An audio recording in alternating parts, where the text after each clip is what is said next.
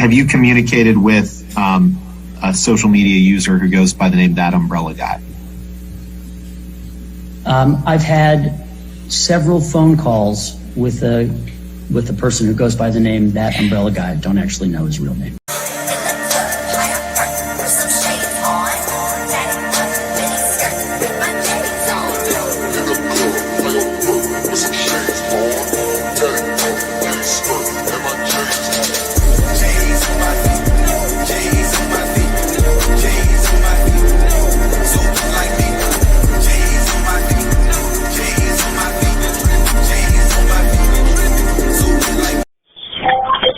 And unfortunately, every time I make a call, it becomes content for them.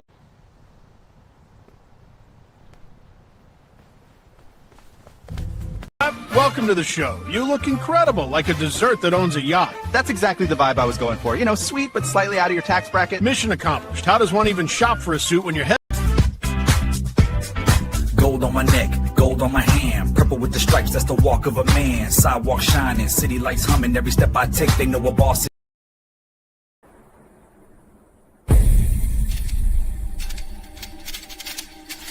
Is that a poppy seed? You realize I'm your P.O., right? Straight to booking! Police or zombie problems? Your tortoise won't stop breakdancing?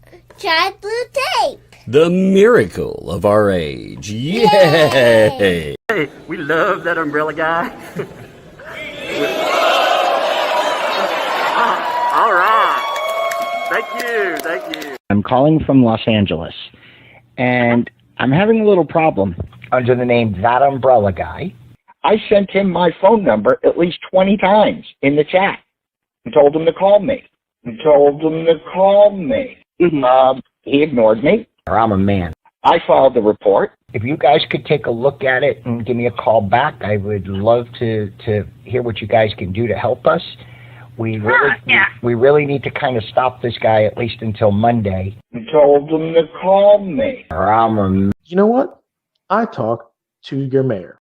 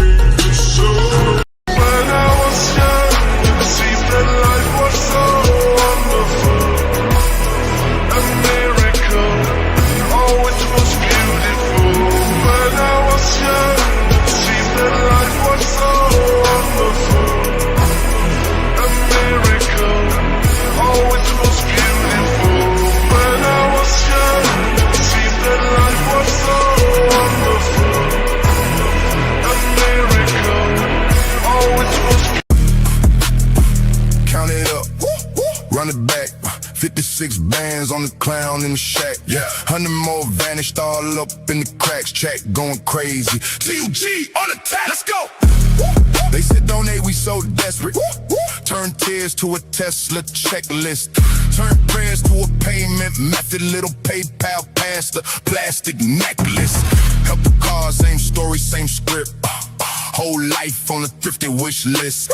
Scam saints in the tin can kingdom. Damn, you thrown on some milk crate business. 56K, that's one poor soul. Thinking they feed in the fight got stole. 100K plus from the rest that roll into Walmart rugs in the folding bowl. Trailer park struggle on the live stream angle. Meanwhile, flexing every cheap little trinket and candle. Screenshot sobs, then they cash that handle. Turn halos into handles for they sandals. You ain't hustling, you harvesting hope. Tie good people by the neck with a rope. Crying on cam, I can't pay my bills. Then flex next week with the shopping cart field. Swore you was broke, but the math don't match. Same sad script, just a different batch. Got your mods in the chat like a watchdog gang, but the logs don't lie. Every dollar got fame. Lip gloss lies in the lawn chair throne. Plastic crown, little prepaid phone. Counting $30 on the milk crate table, talking big talk. But the numbers tell fables. 56K is one plays their part. 100 more gone, you've been picking folks apart. Trailer door squeak when the cameras come on. Whole fake kingdom about to get torn. You hit donate, then you hit delete. Screenshots surfacing, receipts on repeat. You play poor, play sick, play pray for me. But every sad story got the same IP. Refresh page, see the sub go climb. Meanwhile, you lying about the deadline time. Jack cries, then you buy more shine. All that pity turn to petty design. DOG got the timeline tape. Side by side clips can't escape. Freeze frame flex with the checkout page. Then cut to your we so broke stage. Oh my goodness, folks. Today is going to be very, very fun. I have something for you that has just popped up in that docket. Oh my, my, my. Are you guys ready for this? You're oh my, oh my, oh my. Let me make sure it's redacted. Let me just make sure one time. I got to make sure that this is right, because this is so fun. So you caught last night, and again, this is not about last night's stream. Okay. It's just, I'm saying you caught last night, right? Most of you have heard about it by now that Lynette Preston gave an interview, and they've been talking about all of that stuff quite a bit, right? Well, apparently, I'm guessing that some of this stuff has had a little bit of a ramification. Why do I say that? Well, check this out. Check just what just dropped. Oh my! Are you guys ready for this? Right? You feeling it? You feeling? Here we go. Check this out. Oh, look at that. Plaintiff notice of intent to serve subpoenas to non-party Lisa Lee, also known as Two Lees in a Pod. Ran that mouth a little too much. I'm getting subpoenaed. Oh my, oh my, oh my. Whoops. How did that happen, guys? Oh my. Oh, Lord. Yeah, they said a lot of dumb things last night. Some things they probably shouldn't have talked about. They there's one major thing that I think I've noticed that I'm not going to note yet. Because if things, again, I don't know for a fact that things are going in a specific direction. But, tonight, by the way, too, let me mention this. I will be on, what is that show? Oh, yeah, I'm going to go on What the Hells. That's right. I'm going to be on there tonight talking about depots. I'm probably talking about this and a whole lot more. That's right. I'm going to go on there tonight. Have fun, too. That'll be a lot of fun. Megan, she is away. As you can tell, crazy things are happening, so she's not available.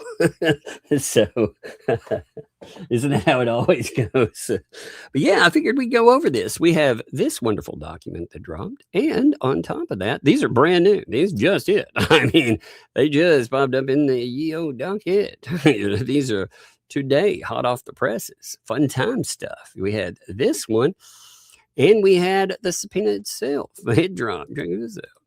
So we have these two wonderful documents. Man, today I was thinking, I'm going to read over that thing about vomit. And then they were like, well, hey, Tug, about that, here's a stream. Oh, hey, Tug, by the way, here's some subpoenas. It was like, well, guess not doing that then. That's okay. That stuff will keep. It's all frozen anyway.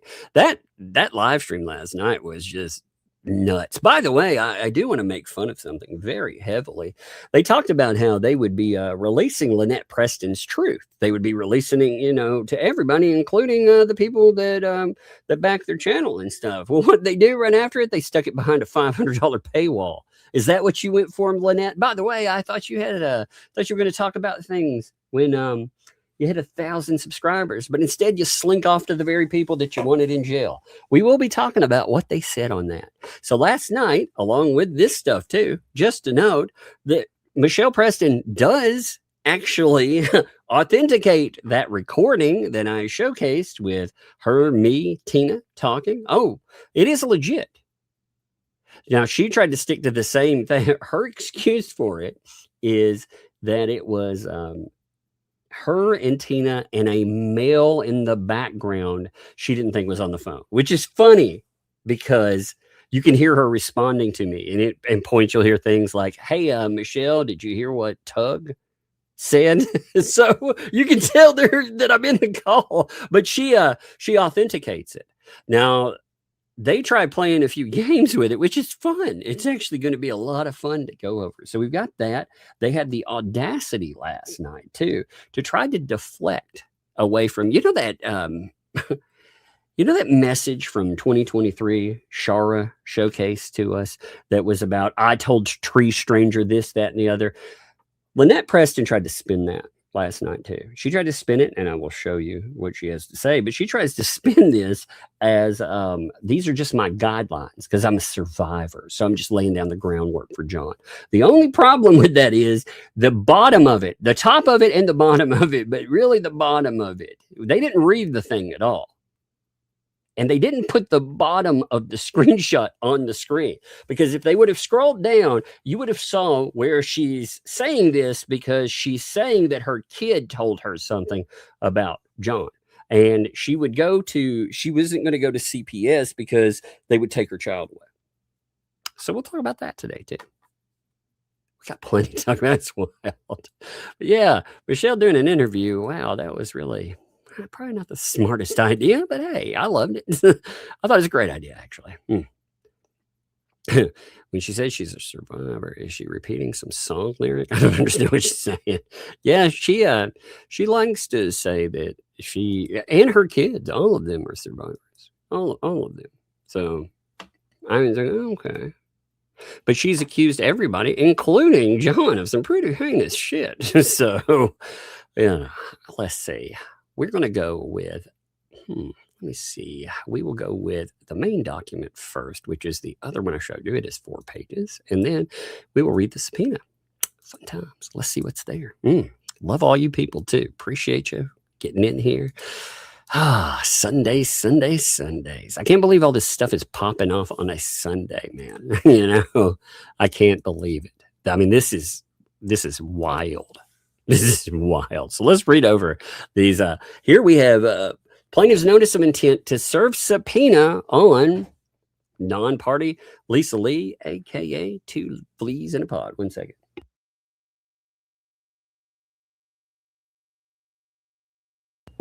So creditor, I may have a writer. I heard it the world. Creditor Jeremy Hales, mine through undersigned counsel, hereby provides notice to Saran Wrap counsel for Michelle Lacey Alexis. Lynette Michelle Lacey Alexis Preston. My bad, I left off a name. Pursuant to Federal Rule Civil Procedure 45A4, that the creditor intends to serve a subpoena upon the following non-party: Lisa Lee, aka 2 Fleas in a Pod. That's right. So again, why? Well, because they definitely said a lot of things. A lot of things. It's amazing. In fact, I get the feeling sometime that 2L hasn't taken the time to really listen to what Michelle said about her. Because she was saying that Michelle didn't know how much money there was. Yeah, no shit. No shit. She said that when she interviewed. And she said that was done intentionally by you as you stole the money. And then you start talking about donations. You talked about one massive donation for the barn that she knew about, but the rest of it, she has no notion. Well, that's weird. So you admit there is money that came in. You just... you wouldn't tell her how much was earned for her. That's weird. So anyway, a lot of talk. So this, though, it involves deposition of defendant, which commenced on July 7th, 2026, and is currently active, although paused. Oh my, oh my, oh my. The depot is currently still active. It is paused, but the court rules, it's not been stopped, So all rules apply. That's interesting. Yeah. Until the court rules on a pending motion regarding the continuance and the terms of the remainder of the deposition. So last night, on July 11th, 2026, while actively under oath, holy shizzle yes, she's still under oath. She's still in. Hi, Lisa and friends. Yeah, they're all running back, I'm sure. And they're like, oh my God, Lisa, you're being deposed. You're going to be subpoenaed. Yeah, it's because Lynette, she is still under oath midway through an examination. See, this is the thing that they didn't really catch here, which is amazing. It gets pointed out here, so we will talk about this. I thought about this right when it came on. I was like, wait a minute. So they didn't stop the depot. They had to terminate it because of their non-cooperation and everything else. So that hasn't stopped everything. So you mean she's out there while still midway through a depot, or not even midway through a depot, but she's still got this active stuff going on. And they're talking about, well, that's interesting. That is really, really interesting, because there's this little issue that comes up. Well, yeah, you'll find out. I mean, it's fascinating to me that, again, look at that. While actively under oath and midway through an examination, defendant participated in a live public internet broadcast on the YouTube channel Two Fleas in a Pod, hosted by non-party Lisa Lee. Disgracefully, access to last night's live broadcast was commercialized. Oh, whoopsie daisy. Oh, you stuck it behind a paywall, you say? Oh, that's going to be amazing. So you stuck it behind a $499 paywall too. Again, it's not about seeking the truth. It's about seeking the dollar reduce. Isn't that bad? What are they in trouble for? Well, I mean, let's say they talked about a lot of things. They talked about a lot of things. Again, we'll read over the whole subpoena there, though. We would definitely read over that too. But yes, disgracefully, access to last night's live broadcast was commercialized. The public was charged a fee of $499 to view defendant discuss the active litigation and active deposition, although thereafter this paywall been made available to without a fee. Actually, it's backwards. This is backwards there. No, it was paywalled. Let's see. Let me make a note of that too. 1 second. I'm going to make a note for myself. 1 minute. It's just, I need to make a note. I forget otherwise. Because it's backward there. It was public. But then they hid it.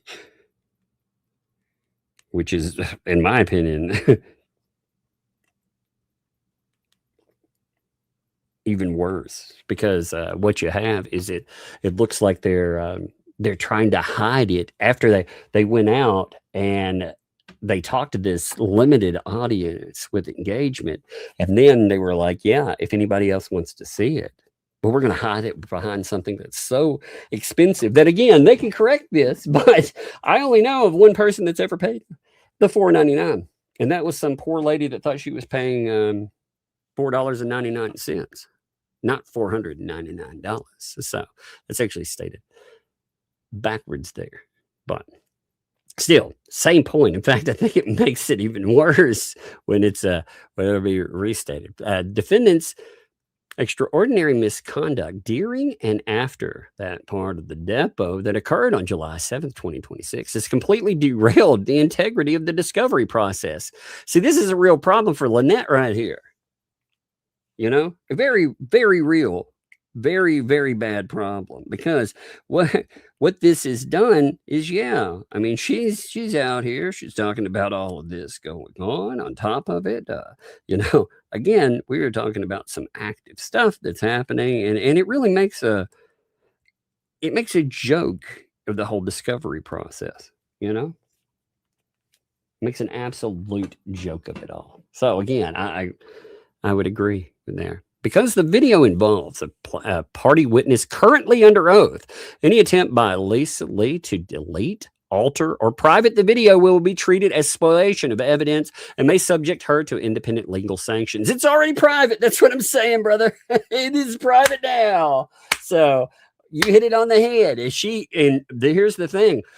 Who knows what she's trying to delete out of it or alter or whatever. She's definitely trying to hide it from the public.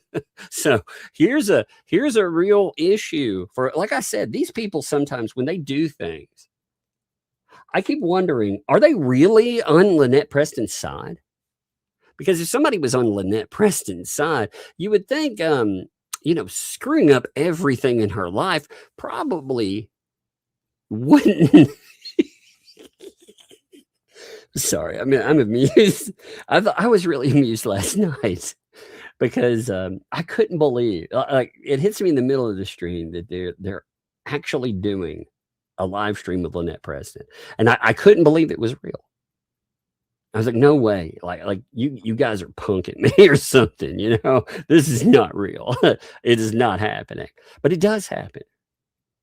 And like I said, with it last night, I told you they would try to hide it behind a paywall, which is wild because when you look at what's going on with Lynette Preston, see, they tried to say, they even bring up, what's amazing in that live stream, they even bring up the fact that Lynette Preston wasn't supposed to be talking about this stuff.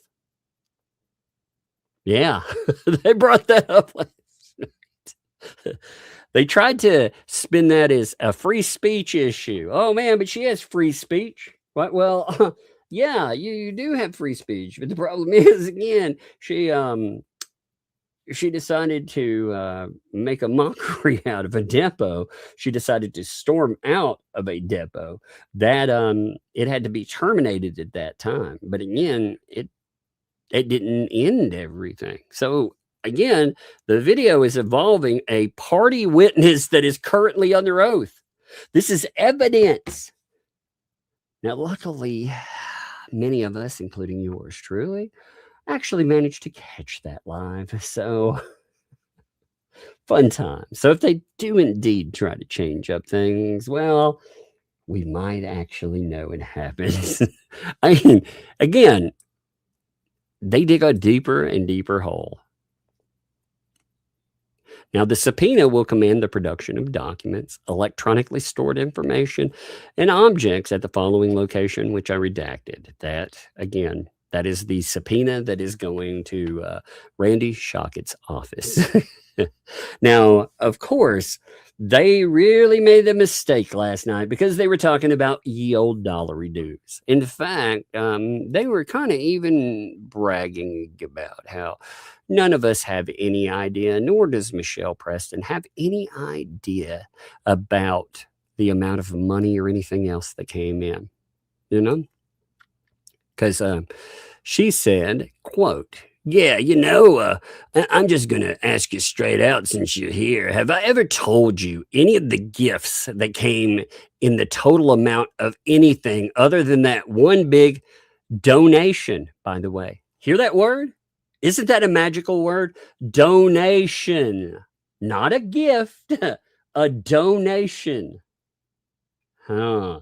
That means you're running a fundraiser. Words matter. They have meanings. It meant you were running a fundraiser. That means that's all Michelle Preston's money.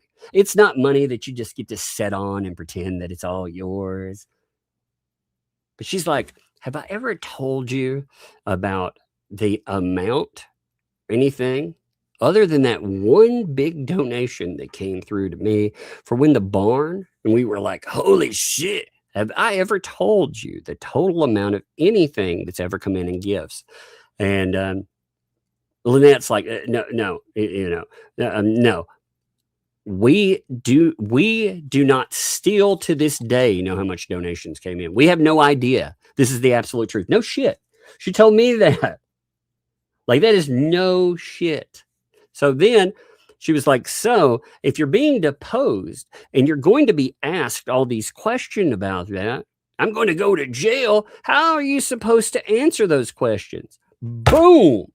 Right there. You are fucking with the court. You're telling them. This is exactly what Michelle Preston, when she talked about it, she said, Lisa would not tell me the totals because she said it was for my own good. Her own words, though. She is bragging about how you don't know how much money we got. Only I know. So how could you answer questions under that? Oh, wow. So you're hiding money. That was really dumb to say. That was really, really dumb to say. And I'm quoting it. I'm quoting it exactly how it goes. Oh, my, oh, my, oh, my. Isn't that wonderful? Yes, folks. All of you keep piling in. Come to me, babies. I've got a good show today. It's been a good show all week. But today is especially a good show. Man, 1,650 of you. Again, I want to note this. Lisa, from running her mouth last night, apparently has gotten herself subpoenaed. Not only that, but you find out that Michelle Preston was under, she is still under oath. That's right. Look at that. While actively under oath and midway through an examination. Fun times, right? So, 14 days after the subpoena, 10 a.m. They're like, hey, you're going to have to turn over things. Now, if she wants to play the whole, I ain't got anything to turn over. Oh, you have to have stuff to turn over. All that money. You've bragged about how you have records of donations and you have records of everything. You guys have been bragging about. You have all of these laid out records. Expenditures and more. We're all going to be squashed in court with it. Well, I guess you got to turn that shit over. You've been talking about it enough. So I guess within 2 weeks, you should turn that over. If you refuse to, well, that seems like it might be a problem. Oh, I love this. I love this case. I love it. I do. I'm like, Case, will you marry me? Do you take this man to be your lawfully wedded husband? What the what now? Hey, man, as weird as some people. I saw a thing about some lady that got married to like straw dolls. If she can get married to some straw dolls, I can make it marry a Case. That took a really weird turn. So, true and correct copy of the subpoena. It produced documents, information, etc. It's included Schedule A, Exhibit A, which I do have, by the way. Let's see. The subpoena seeks production of the following categories of documents and materials. The complete, unedited video and audio recording of the broadcast featuring the defendant that occurred on or about June the 11th, 2026. Oh, my. Oh my. And again, Lisa screwed up big because when she starts talking about the amounts of money and all of this, woo, baby. That's part 3. Number 2, all communications between Lisa Lee and the defendant or anyone acting on the defendant's behalf. That would be you, John Cook. If you guys try to scoot around that, that would be BBB, whomever, it doesn't matter. Tori, any of you guys, from April 1st, 2026 to the present, regarding the content, planning, scheduling, promotion, or the aftermath of this broadcast. Wow, that's weird. And all financial records, revenue documentations, transaction logs related to that broadcast, including records of fees collected, any revenue sharing. See, they're talking about the video because the video, what he wants, you can see this. I mean, this is transparent what he's going with here. They talked about a lot in that stream, including what's going on in that courtroom. He wants an unauthored copy from Lisa where she can't argue about it again. She decided to have on her. This is, by the way, somebody that in the past has publicly broadcast the idea that they were the public relations or the PR team for these people, you know, the PR team. So, yeah, I mean, we're talking about a real problem here. Oh, this is so fun. This is going to link into all kinds of other madness.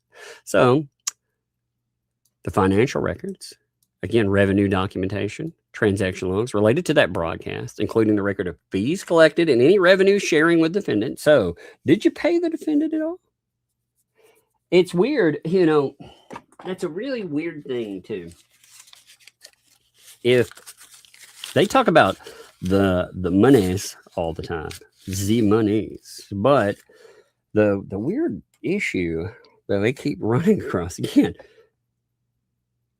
if she would have finished out, you know, this wouldn't have been, let me point this out to you, Lynette. If you would have just finished your damn deposition, it wouldn't have opened this potential door. And again, we will say, I think the bankruptcy court is not going to be as thrilled about items that are going on with Michelle, and it's lenient about it as the other court has been, because I think you have somebody that doesn't really like the shenanigans, and they see, you know, they saw her already delay. You know, they're a bankruptcy court too, so all of the descriptors, you know, I'm a poor, I'm a poor, elderly, indigent, whatever, that doesn't have as much impact on a bankruptcy court, because that is who they deal with on a daily basis. So all of that stuff, you know, the descriptors, they may have an impact in other courts when you're trying to sway them with emotionally laden bullshit, but it doesn't work in this case. Not at all. Gosh, you gotta love that, by the way. You know, love this. So all promotional materials, scripts, marketing content used to advertise the broadcast. Yeah. All your posts, all your wonderful little commentary about it. Oh, by the way, so on top of this, I'm sure you've heard by now that Gabe's arrest has popped up. You know, that video. Now, she's even showing some of that, which, interestingly, 2L decided that she would dox his name, which is interesting. You know, again, I was pointing this out last night. These folks are bragging about how they're going to dump Shara's bankruptcy records into the public. Okay. They've been bragging about, John Coe's bragging big time about it. That stuff, that's bravo, right, by all these people. But talking about that arrest, you know, by someone, oh, she wanted to know too, why Gabe's records. So last night, Michelle Preston kept saying, I got Gabe's records, but I didn't know why. Really, we talked about it in the recording, which I played. But just for everyone slow out there, see, Gabe, what did he get in trouble for? What was that elderly thing? You know? Now, the problem is you got money that, again, she notes that you stole it. You also, by the way, they tried to play the whole, if there's proof of me trying to get the police, get her in trouble, prove it. Well, it starts out, the recording starts out with her talking about wanting to put her in jail. She wanted the stuff with Gabe so she could make contact with the probation officer. And on top of that, she also wanted proof so she could go forward and she could note, hey, you know, look at these people, look at their backgrounds. Because it isn't just 2L. It's him. So yeah, she wanted that criminal record.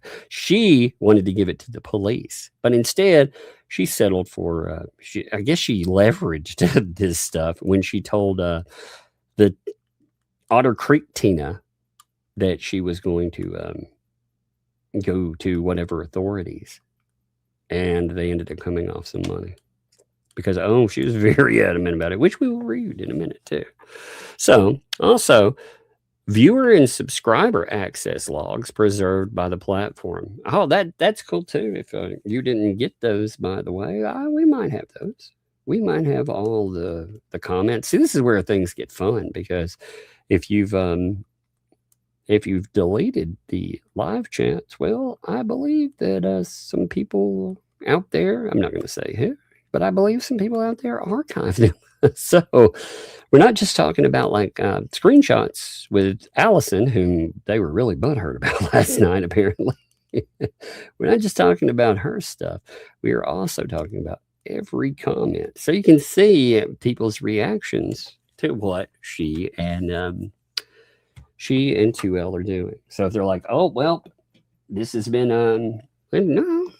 We'll see. So this notice is served in compliance with Federal Rule of Civil Procedure 4584, which requires that before a subpoena commanding the production of documents, electronically stored information, or tangible things is served on the person to whom it is directed, a notice and a copy of the subpoena must be served on each party in this case. So again, there's the certificate of authenticity. Yeah, I'm noting that again. You can see blah, blah, blah. We don't need to read all over that. I would just like to show them that it was given to, Ram Saram. And let's read the actual subpoena. Oh, my. Oh, my, oh, my. Now, the subpoena is about 7 pages long. Man, look at all those giftos. Thank you, folks, by the way. Thank you for being here, too. There's about 1,800 of you lovely, lovely people out there loving the bombshells, too. Like I said, I did have something wonderful for you. But if you would do me a small favor, since there's around 1,800 of you on a Sunday, by the way, which is amazing. Again, do not miss What the Hell's Tonight. I will be there. Megan is away. So obviously something amazing occurs today. Because, so make sure tomorrow, too, that you're there at her stream to thank her. Because every time she goes away or she has company or she's busy, something amazing happens. So that's what's happened today. It's Megan's fault. It is. Megan actually somehow convinced the universe to allow us to have them in their interview. Oh, it's so glorious. It's so glorious. It's become court documented material too. You know what that also means, Lisa? That means it becomes publicly available material. Whoopsie. So, where they're trying to set up their whole I made it private after I made it public, therefore you can't talk about it. First of all, stupid. Very stupid. All the lies and bullshit. One of the things they said last night, before I read this, it really annoyed me. It really got under my skin a bit. They were talking to Ashley, and they don't know anything that Ashley has been through. They have no idea what she is actually gone through in her life. But they said, the question went. I got a writer. Hey, I heard you coming. Yeah, what's up with that? Hey, take that. That's the second packet. Yeah. Second packet. What about the first? What about a first packet? What are you talking about? We only got one packet, and now we only have one of them. I can't crush this right now. You can't crush it by the microphone. It's so loud. Tell Sissy to do it. Tell Sissy to do it. Tell Sissy to do it for you. Tell her to crush it for you, okay? Bang on her door and tell her. Say Dad said. If she's napped out or whatever, tell her to wake up and crush that for you. Okay? All right. Love you. Close my door. Yes, please. Thank you. She left so I told you I heard the door open earlier. She cracked it open and then she came down later. So I couldn't hear when it opened up. I heard her coming down through the steps. That was funny. I almost didn't hear it until I've set something. It's funny over where the steps are. I have not a bean bag, but it's a giant square. And I've set it over close to the end of the steps where you can get to the end of the steps so it doesn't impede and knock you off, but you can't get over, so I can hear you coming. But anyway, she said the following about Ashley, and then we'll read this, but I want you to hear this. So she said, the question which you were talking about made me think of something, because I didn't like, I saw 2 of Ashley's videos, right? And let me retract that. I saw one of her videos where she talked about, because I was in agreement with her, like the past of the past of people should move forward. I agree with that. So she's saying that people need to move on from the past. So you're talking about somebody who has been through some very horrible things, which she clearly detailed in her videos, and she's expanded on. So she's been through some pretty awful things. And you're telling, first of all, a survivor of that, hey, just fuck it and move on. Okay. Well, guess what? She tried to. She tried. And Lynette Preston was writing her and threatening her. And kept doing that, writing her and threatening her. So, yeah, that's probably not any of your fucking business, but you keep running your mouth about it. You keep bumping your gums about it. And of anything out there, laugh at all the other stuff, because it's so ridiculous. The spin to a lot of it's ridiculous, but that, they have no idea what that girl's been through. I'm sorry, woman's been through. Yeah. I'm getting old, so everybody's I'm getting in my get off my lawn stage, so everybody's a girl or whatever. But anyway, that woman has been through. To tell a person that has survived horrific things, the stuff that Ashley had gone through, that didn't feel loved, was left out of the home in circumstances that are just awful. To tell that person, I just get over it. Well, fuck you.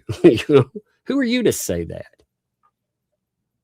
I mean, you've been dwelling on like some supposed slight that Jeremy Hale's, I guess, he didn't promote you enough, so you found a reason to go after him, and it put you on your tiny little pedestal you think you own now.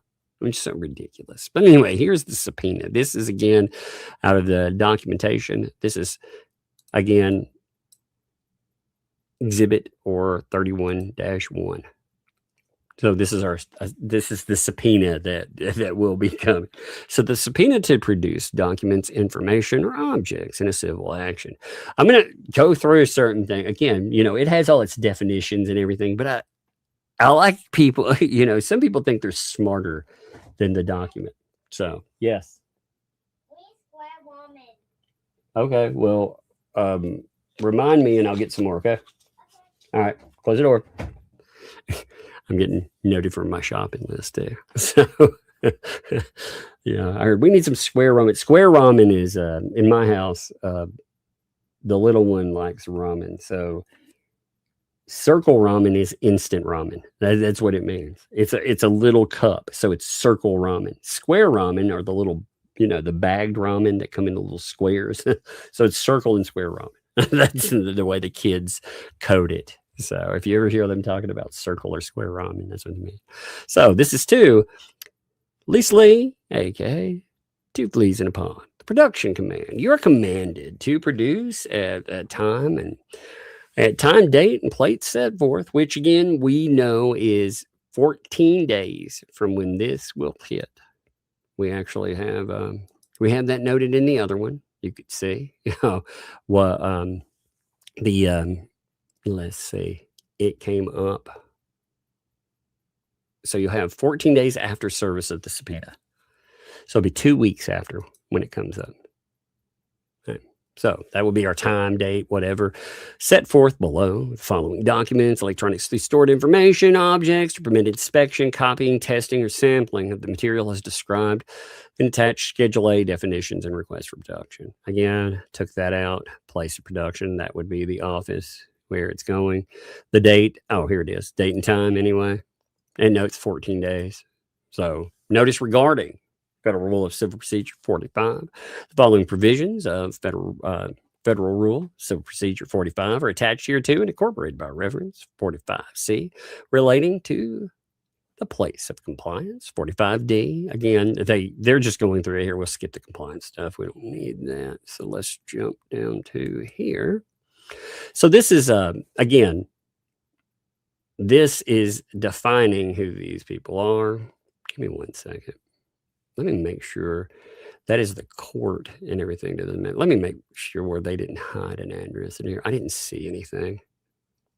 But let me just make sure, you know. You know, John Cook is listed, by the way, in the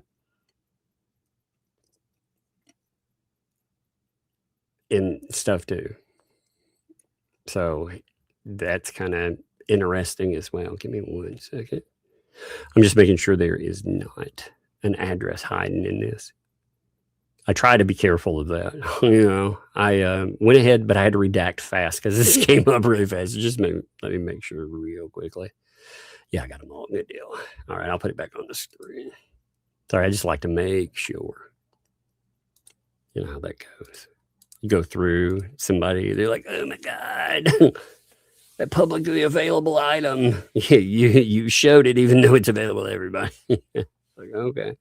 So again, definitions. You, your, or Lee refers to Lisa Lee individually and doing business as the YouTube channel Two Fleas in a Pod, including any employees, agents, representatives, or independent contractors acting on your behalf. Now, that would be interesting. You know, you've talked, by the way, Lisa, about somebody that has kept your records for you. Again, you've talked extensively about Tori. So fun times with that. Just because you push it over and say that person handles it, well, that doesn't make it go away. Now, the defendant refers to the defendant, Lynette, Michelle, Lacey, Alexis, Preston, and again, it's the underlying action. You know, the bankruptcy. The broadcast that they're referring to is last night's broadcast. Again, if you missed this for some reason, they had an interview on 2L channel, which was pretty dumb. I do not know for the life of me. I don't get this, Preston. First of all, number one, she locks it behind a paywall and she gives you a giant middle finger. So your truth doesn't come out.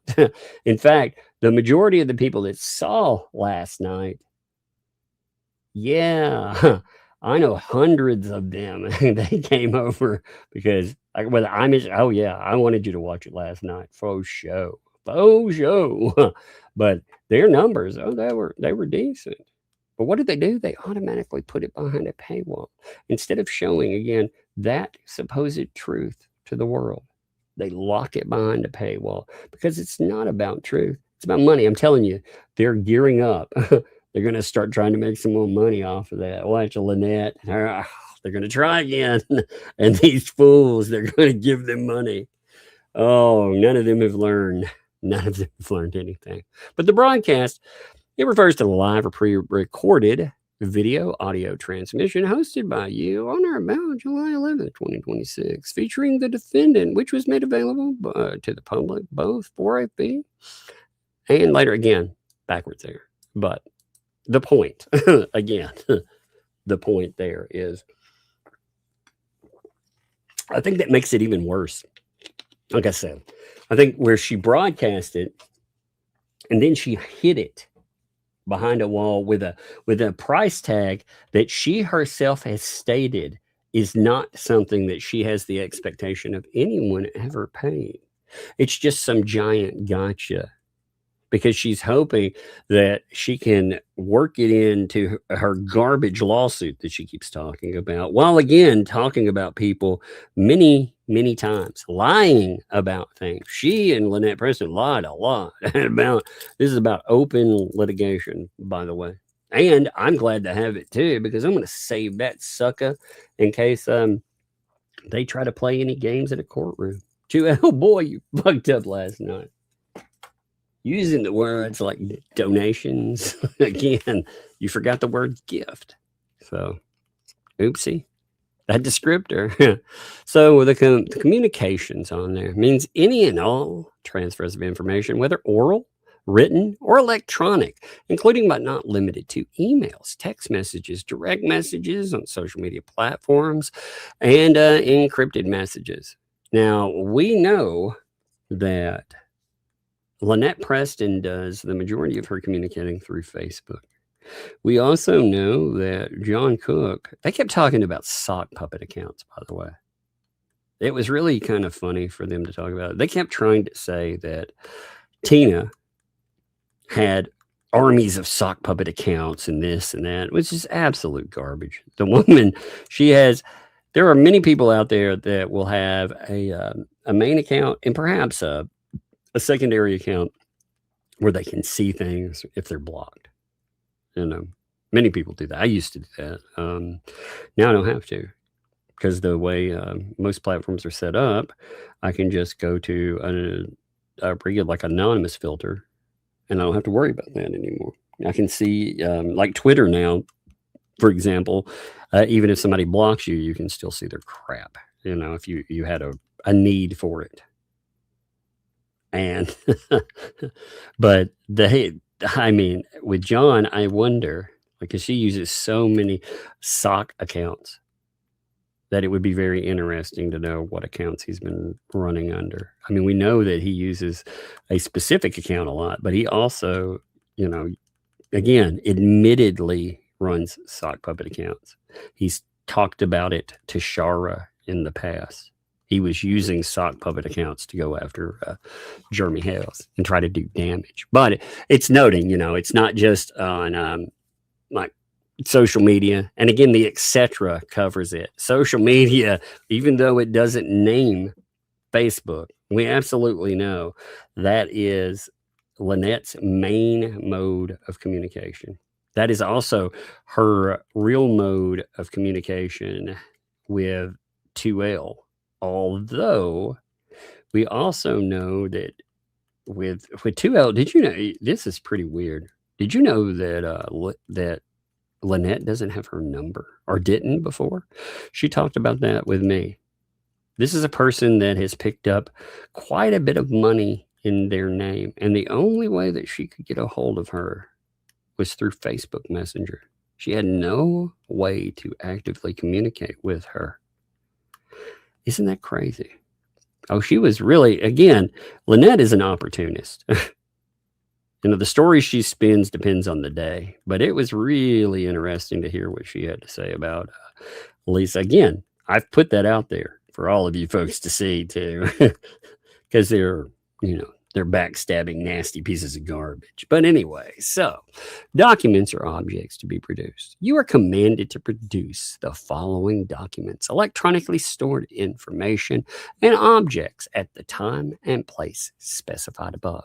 So, request number 1, the complete broadcast video.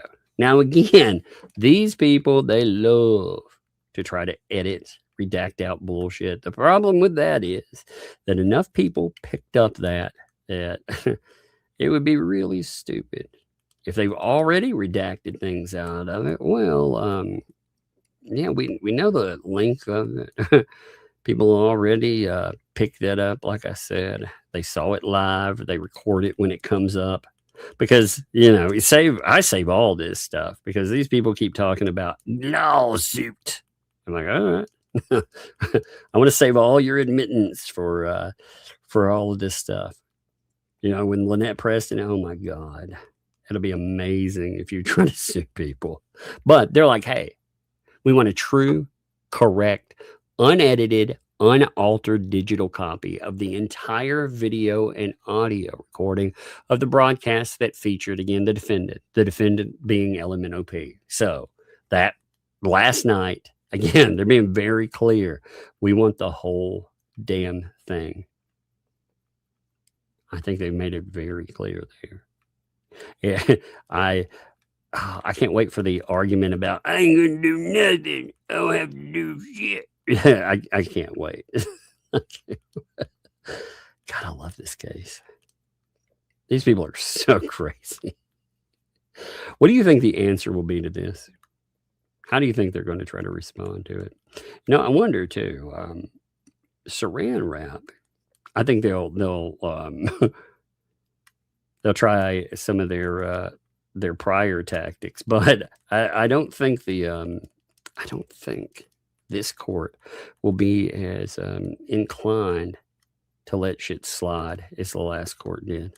The last court let these people get away with a lot of shit.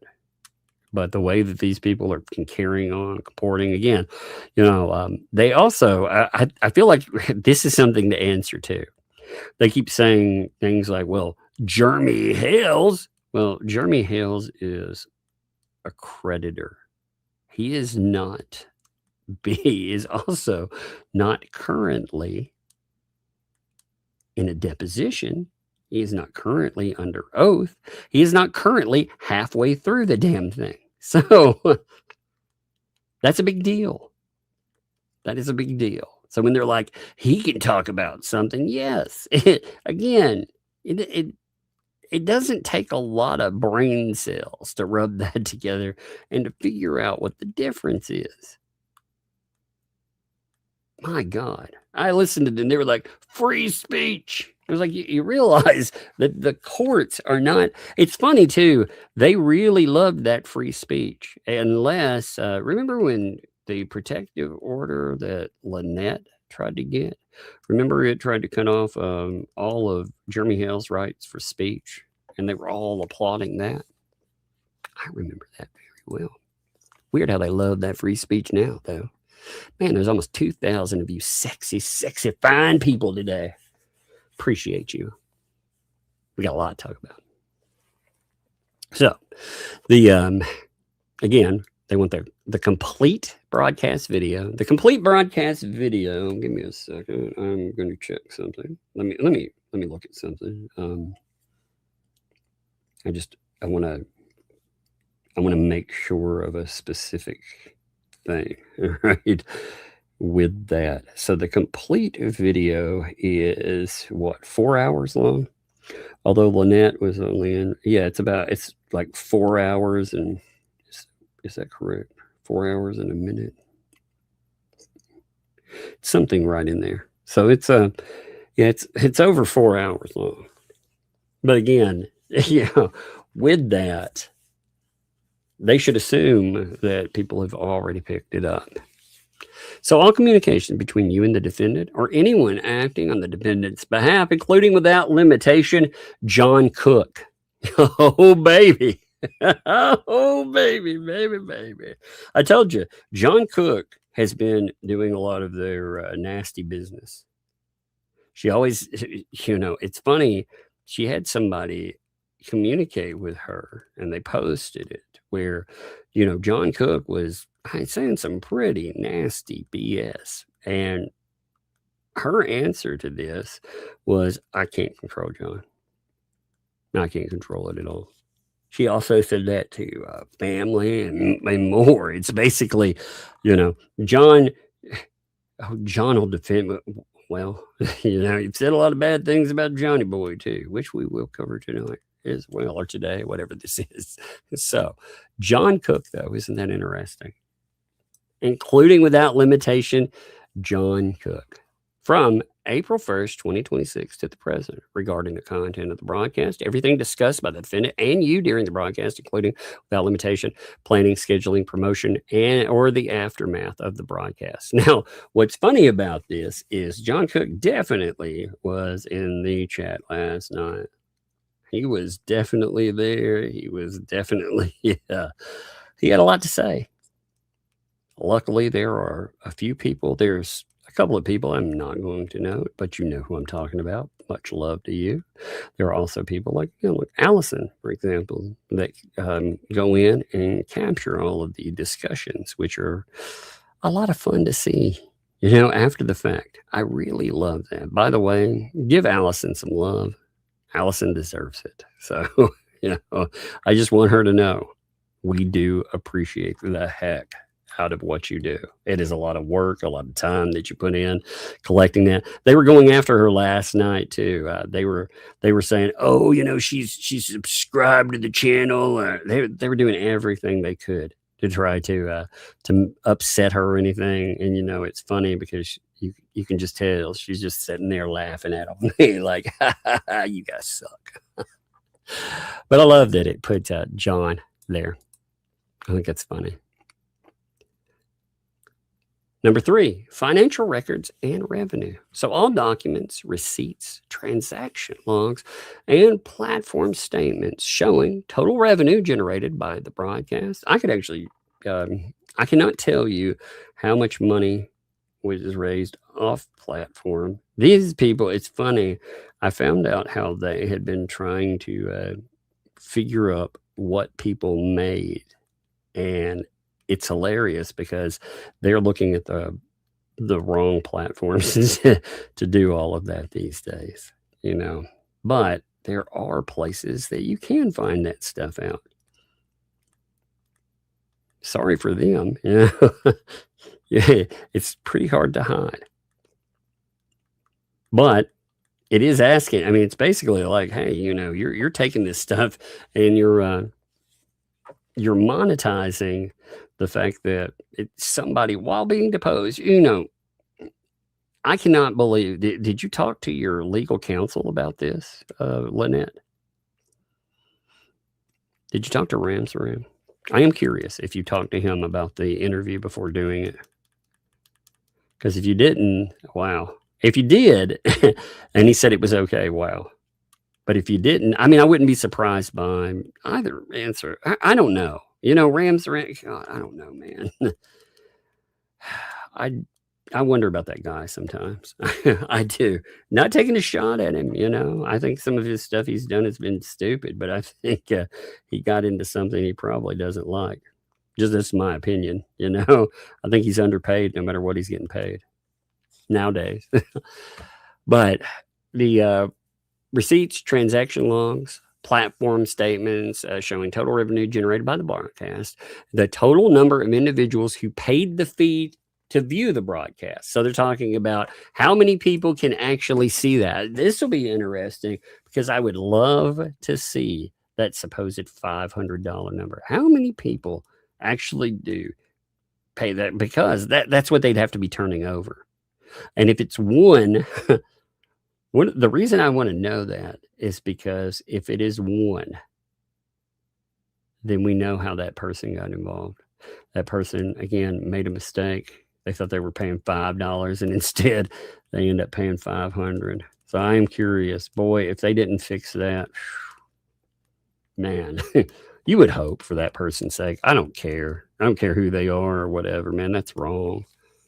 But in any agreement, invoice, or ledger showing a split or transfer of revenue to the defendant or any third party on the defendant's behalf. Yes. So if you're kicking those dollar dues, actually what I think they will probably do with stuff like this is, you know, oh man, when you do your whatnot or you talk about your auctions, see, she's not making any money on this stuff. You notice like Lynette's, it's sad too. Actually, what's really sad, Lynette, is you had something that you were auctioning and there were a couple of things I actually might have picked up, but I definitely wouldn't after the way you are.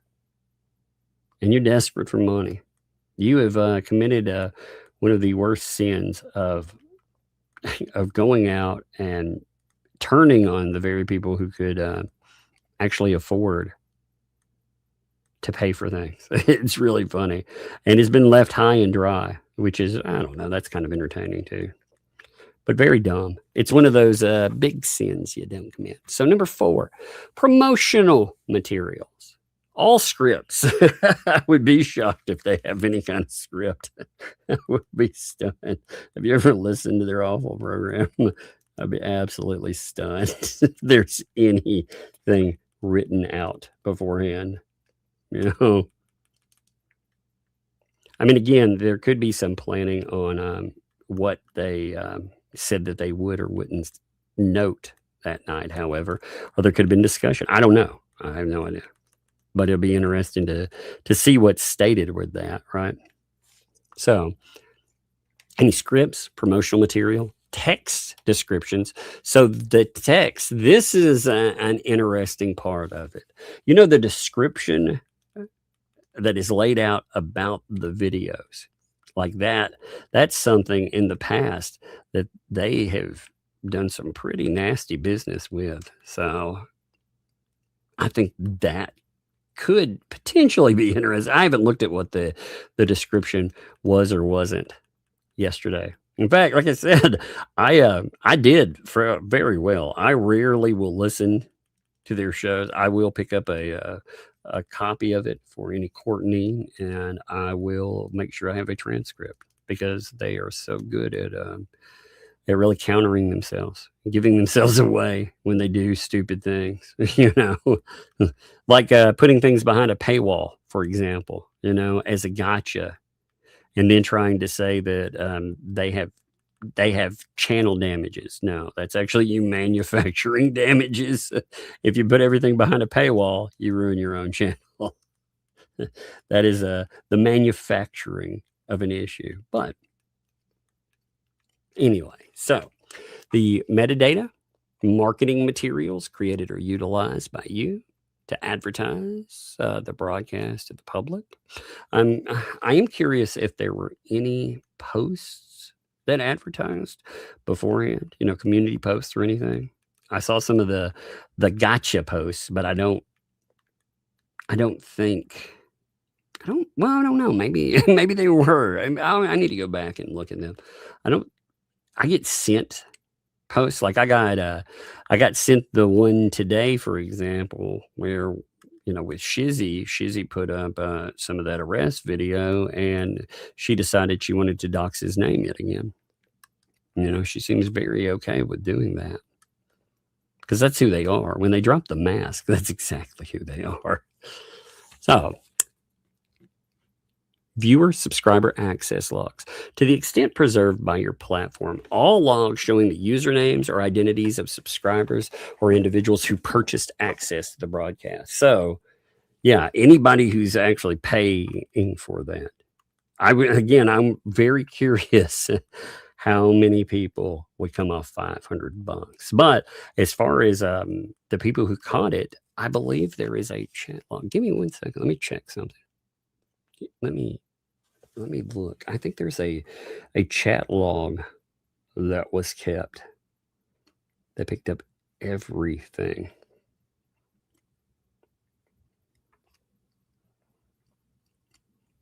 All right, give me a second here. I'm just looking for something real fast, trying to make sure. Yeah, there is. Yep. Of course, and appreciated too. Yes, there is an entire chat log that is kept. It notes the published time, who exactly stated something, and what they stated. So the entire chat is actually captured in that. That's interesting. Again, there are people out there that know what they're doing. So when these people try something, and it captured the entire chat log too. So the entire chat log is also captured. That's amazing. Love it. I got to note that. And be like, hey, yeah, that is there. So Federal Rules of Civil Procedure. These are the ones. So the place of compliance for a trial hearing. A subpoena may command a person. Okay, that doesn't matter. For discovery, doesn't matter. I'm just looking at these to see if there's anything here. Basically what these are talking about is if this is for a trial hearing or a depot, there's so many miles, certain restrictions on that. For other discovery, so a subpoena may command for others, production of documents, electronically stored information, or tangible things at a place within 100 miles where the person resides, is employed, or regularly transacts business. These are the rules on how that works. So there is no getting around that. Protecting a person subject to a subpoena, enforcement. Avoiding undue burden or expense. There is no undue burden or expense that would come with this. So this wouldn't apply in any way. A party or attorney responsible for issuing or serving a subpoena must take reasonable steps to avoid imposing undue burden or expense on a person subject to a subpoena. The court for the district where compliance is required must enforce this duty and impose appropriate sanction, which may include lost earnings or reasonable attorney fees on a party or attorney who fails to comply. Well, there is no undue cost because all it's asking for is, again, your log from the night. So that doesn't matter. Command to produce materials or permit Appearance not required. Again, that doesn't ask for appearance. Objections. A person, now they can object. They can try that. They can read over that themselves. I'm not going to tell them how to object. Quashing or modifying a subpoena. It'll go through how. Again, this is, I think everybody should see what subpoenas actually look like. I think too often we just jump over them. So duties in responding, producing documents or electronically stored information.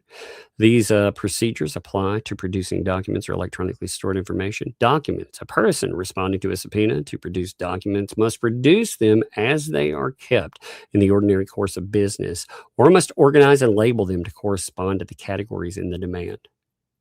Interesting. Like I said, what's going to be a real fun discussion is going to be, now this isn't in this subpoena, but what's going to come up is going to be a lot of fun, is the subject of all that money. I mean, they keep talking about it and talking about it, how they have money that was donated, but Lynette doesn't know the totals. Huh. Interesting. Bragging about it. I'm sure we'll see that one day. Form for producing electronically stored information not specified. We don't need that. Electronically stored information produced in only one form. Inaccessible electronically stored information.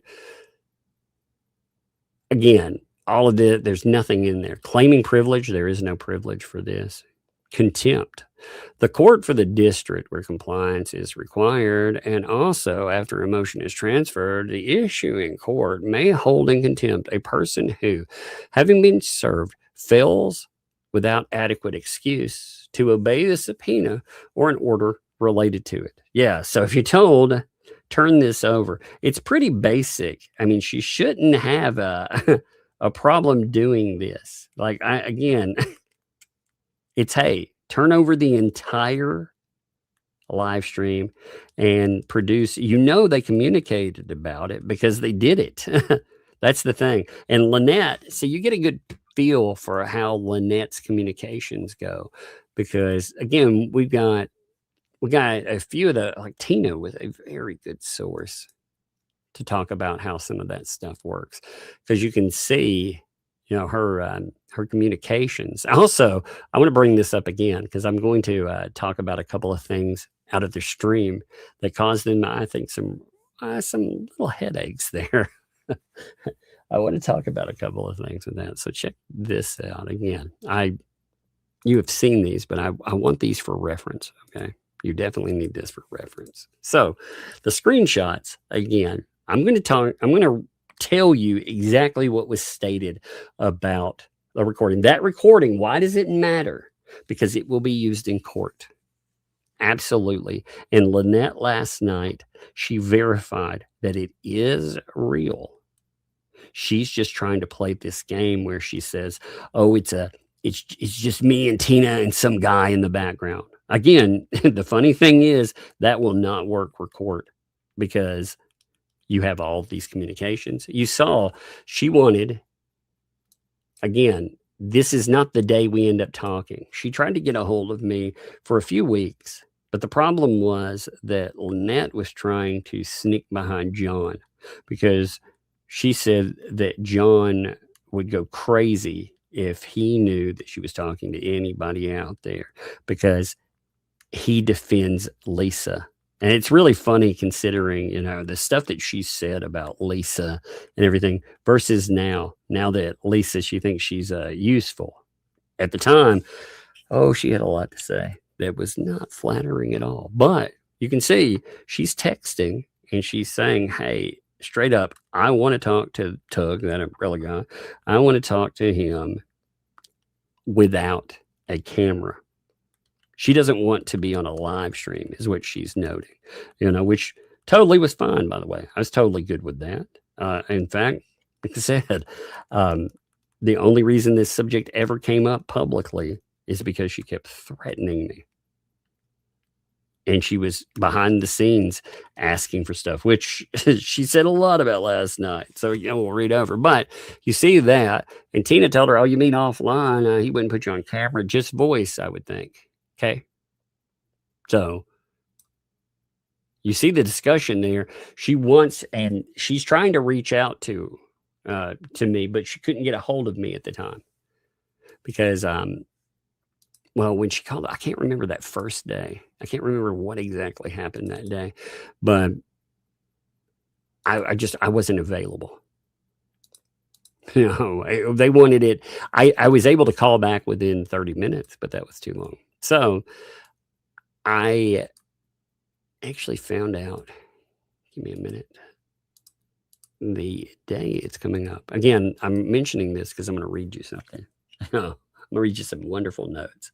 So after trying to get a hold of me multiple times, she's like, hey, Tina, do you possibly have an email or something for that tug person? And you can see the date around this. One of the things I like about this is that it captures what was happening around it. So when they got the brand new camper, this captures the date and everything. And you can see, oop, isn't that lovely call time? Fun times, huh? So I mentioned that because, well, the discussion last night, well, let me pull this up for you. I made some notes for myself. They're lovely. They're really lovely that their notations on this stuff go a little bit, well, they go kind of stupid.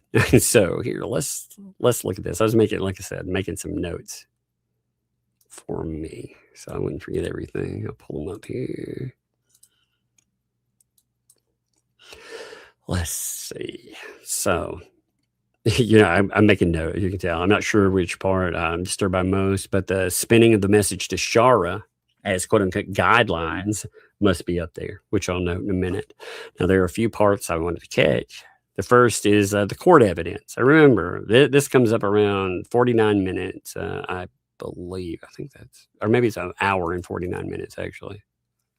I think that's, no, that's right. So around 49 minutes, they mention this. And then about 2 hours in, they go and kind of count themselves. So about 49 minutes in, she gets the question, has Michelle ever spoken to Jeremy, Megan, any of these people, Tug, that are all trying to, you know, talk to the other ones that we know about? And then Michelle's like, no, Michelle cannot be reached at this time. It's like, so Michelle's never spoken to anybody. Nope. So she outright lied in that one. Only two later on. Look at this. So about an hour and 57 minutes in, she's asked, so now, were you in fact in a three-way conversation with her, meaning Tina, and Tug, that umbrella guy? She's like, they thank you. And she gets this, this issue in it. She goes with you really should, you know what? I'm going to clip the audio out of it and I'm going to post it because, again, I think it's hilarious too. These folks, they can lie about stuff and they think because they hide it behind a paywall after it's been live that nobody can talk or counter the bullshit that they put up. That is absolutely incorrect. And if they want to play that game, well, I guess court will be an interesting place. They have trouble getting $5,000 together, though, but they think they're going to roll out copyright lawsuits and go after everybody and their mother. Okay. So, said, I was on a conversation. This is what Lynette says. I was on a conversation with her, meaning Tina, and there was a male in the background, not on the phone that I know of, but in the background. Wait, what? What is that even supposed to mean? What? There was a male in the background, not on the phone, but in the background. Now, if you listen to that recording, there's not a TV on. There's not another person talking or anything. So for her to state this, this is a terrible way to try to deflect this. Number one, she's confirmed that that conversation is real. So as far as court is concerned, sorry about your luck, but the conversation is 100%. If she's saying, hey, she talked to Tina or whomever. She's screwed up there because she's confirming that it's legit. But the whole, there's a male in the background. Like I said, I don't even know what that's supposed to mean, because there's no, you can hear it. I've, heck, I getting to the point where I think maybe it's time to play it again. It will be pertinent in court. So maybe it is something that we should go over again. But like I said, her excuse, not only does it not even really make sense, but what a stupid excuse. Oh yeah, there was a guy, maybe in the, I think that was in the background. What does this even mean? But again, she has admitted for everyone to know that that is a legit recording. Again, her problem is that there's also a little thing they didn't think about. They didn't think about the fact that there are also phone records that could be produced. See, at that time, at that exact time, you have, like Tina said, she did not know how to three-way a call in. So what she did is she called myself and she called Lynette. So she's calling not my main number, but I have a Google Voice number. That way, I don't have to give out my number to everybody. If I call you, you're not going to be calling my home phone number. But it will show that we have a communication there. So you saw the text messages of her putting the conversation together. You saw Lynette asking for it, which is on her Facebook account. She is still in court, by the way. All of that is subpoenaed. She cannot delete that stuff. If she does delete that, that is a big, big no-no. So all of that still exists too. But she says, and I'm going to tell you right now, the only thing that I ever said was, show me your proof. Yeah, no, that's actually not what happened either. Again, I've played that for you. She had what she wanted. It's funny too, because she says in this that the only me conversation, the conversation with the giant donor, the email, she was like, I never got that. Oh yeah, she did. She got it along with the stuff that was sent about Gabe. She wanted the stuff about Gabe because she thought that was her way to get around Lisa having called Levy County already. And by the way, they keep saying, oh, prove it, show me, where Lynette tried to put her in jail. Well, first of all, she talks about it in the conversation. She's saying, I want her to go to jail. She's talking about how to do it. And she also called Levy County. It's on her posts. One of her posts says, she had called, but Lisa had called first. So she went to call and try to, plus, maybe you should ask Gabe's probation officer, because I'm not the one who called, but I hear somebody else did. So anyway, if you have all this proof, she continues, I want to see it. Send it to me. Then they start trying to talk over each other, and the only thing I was ever sent from anyone was Gabe's background, from the one you already shown. And at least like Gabe's background. Yeah. What were they showing you? Like what was that? Yeah. Well, the reason that was coming up, because again, Gabe has had some problems in the past. One of those, you like to deflect away from and say is not a problem. But that elderly person? Yeah. That's a very interesting doorway. And that's the way that Lynette wanted to go after you. So, you're always whining about people going after a hubby. Well, guess what? Lynette was one of those people. So she tries to play the whole, why? Oh, I have no idea. That's the only thing that's ever sent was a copy of his police stuff. That's it. There's 50 records in that, by the way. 50 freaking records of that alone. But she was also sent stuff with only me and more. She lies. Like, this woman lies like it goes. And again, the fun thing is going to be that she's going to run into this in the courtroom. That's the beautiful part of it. But I'm reading this to you because there's a part of this that you have to see that is amazing. So it's like, yeah, so if I've already talked about it and shown it, like why was it? There's no secret, right? I have no idea. But I asked them, if you guys have all this information about donations, about this and that, then Tina, give it to me. Give it to me. Never. They never did. They never did. Again, all of that stuff, not only has it been shown to her, not only 2L's own words noted for her, and more. I mean, this woman, like I said, she wants to settle for peanuts on it.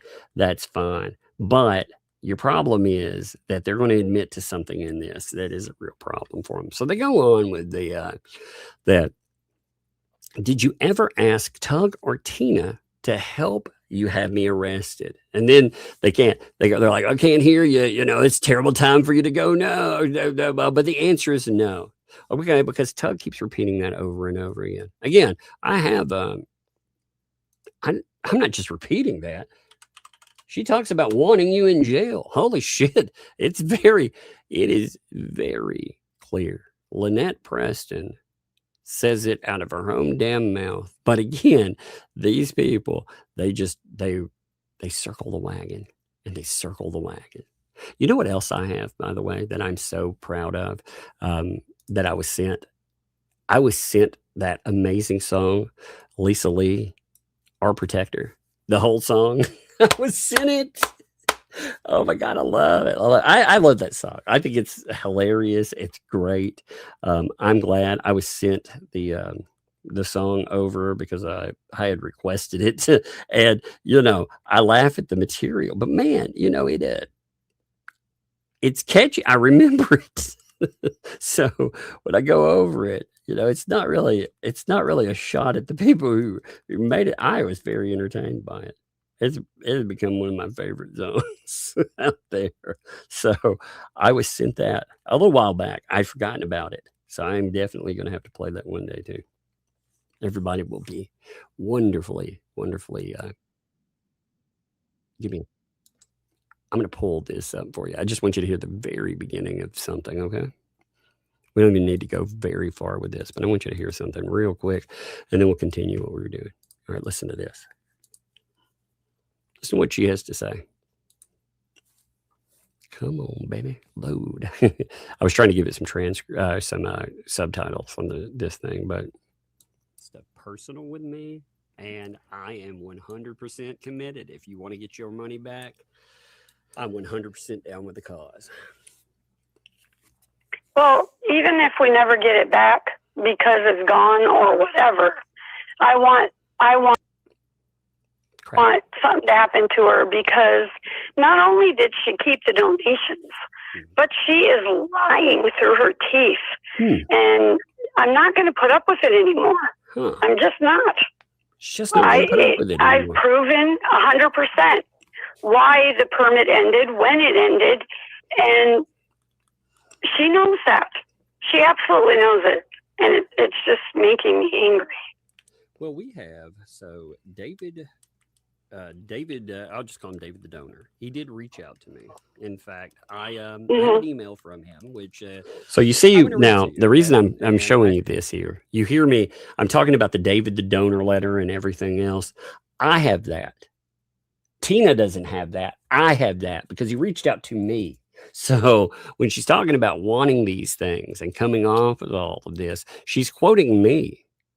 She's talking about what I said. And again, there's a lot more of this conversation that is a lot of fun, but it proves, it proves what's there. So anyway,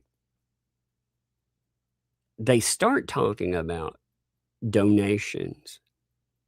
Here, check this. So she says, I'm just going to ask you straight out, since you're on here. Have I ever told you any of the gifts that came in, the total amount of anything other than that one big donation? See, she messes up. She's using the word gifts because she's trying, that's her buzzword. She tries to call them gifts and not donations, because if they're donations, well, they are donated to something specific.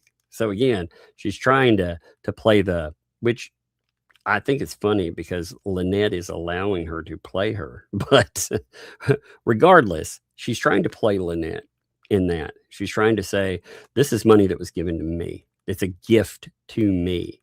Therefore, they're both trying to play a game where they can keep the money. But Lynette thinks she's going to get the money back after this. That's the funniest thing.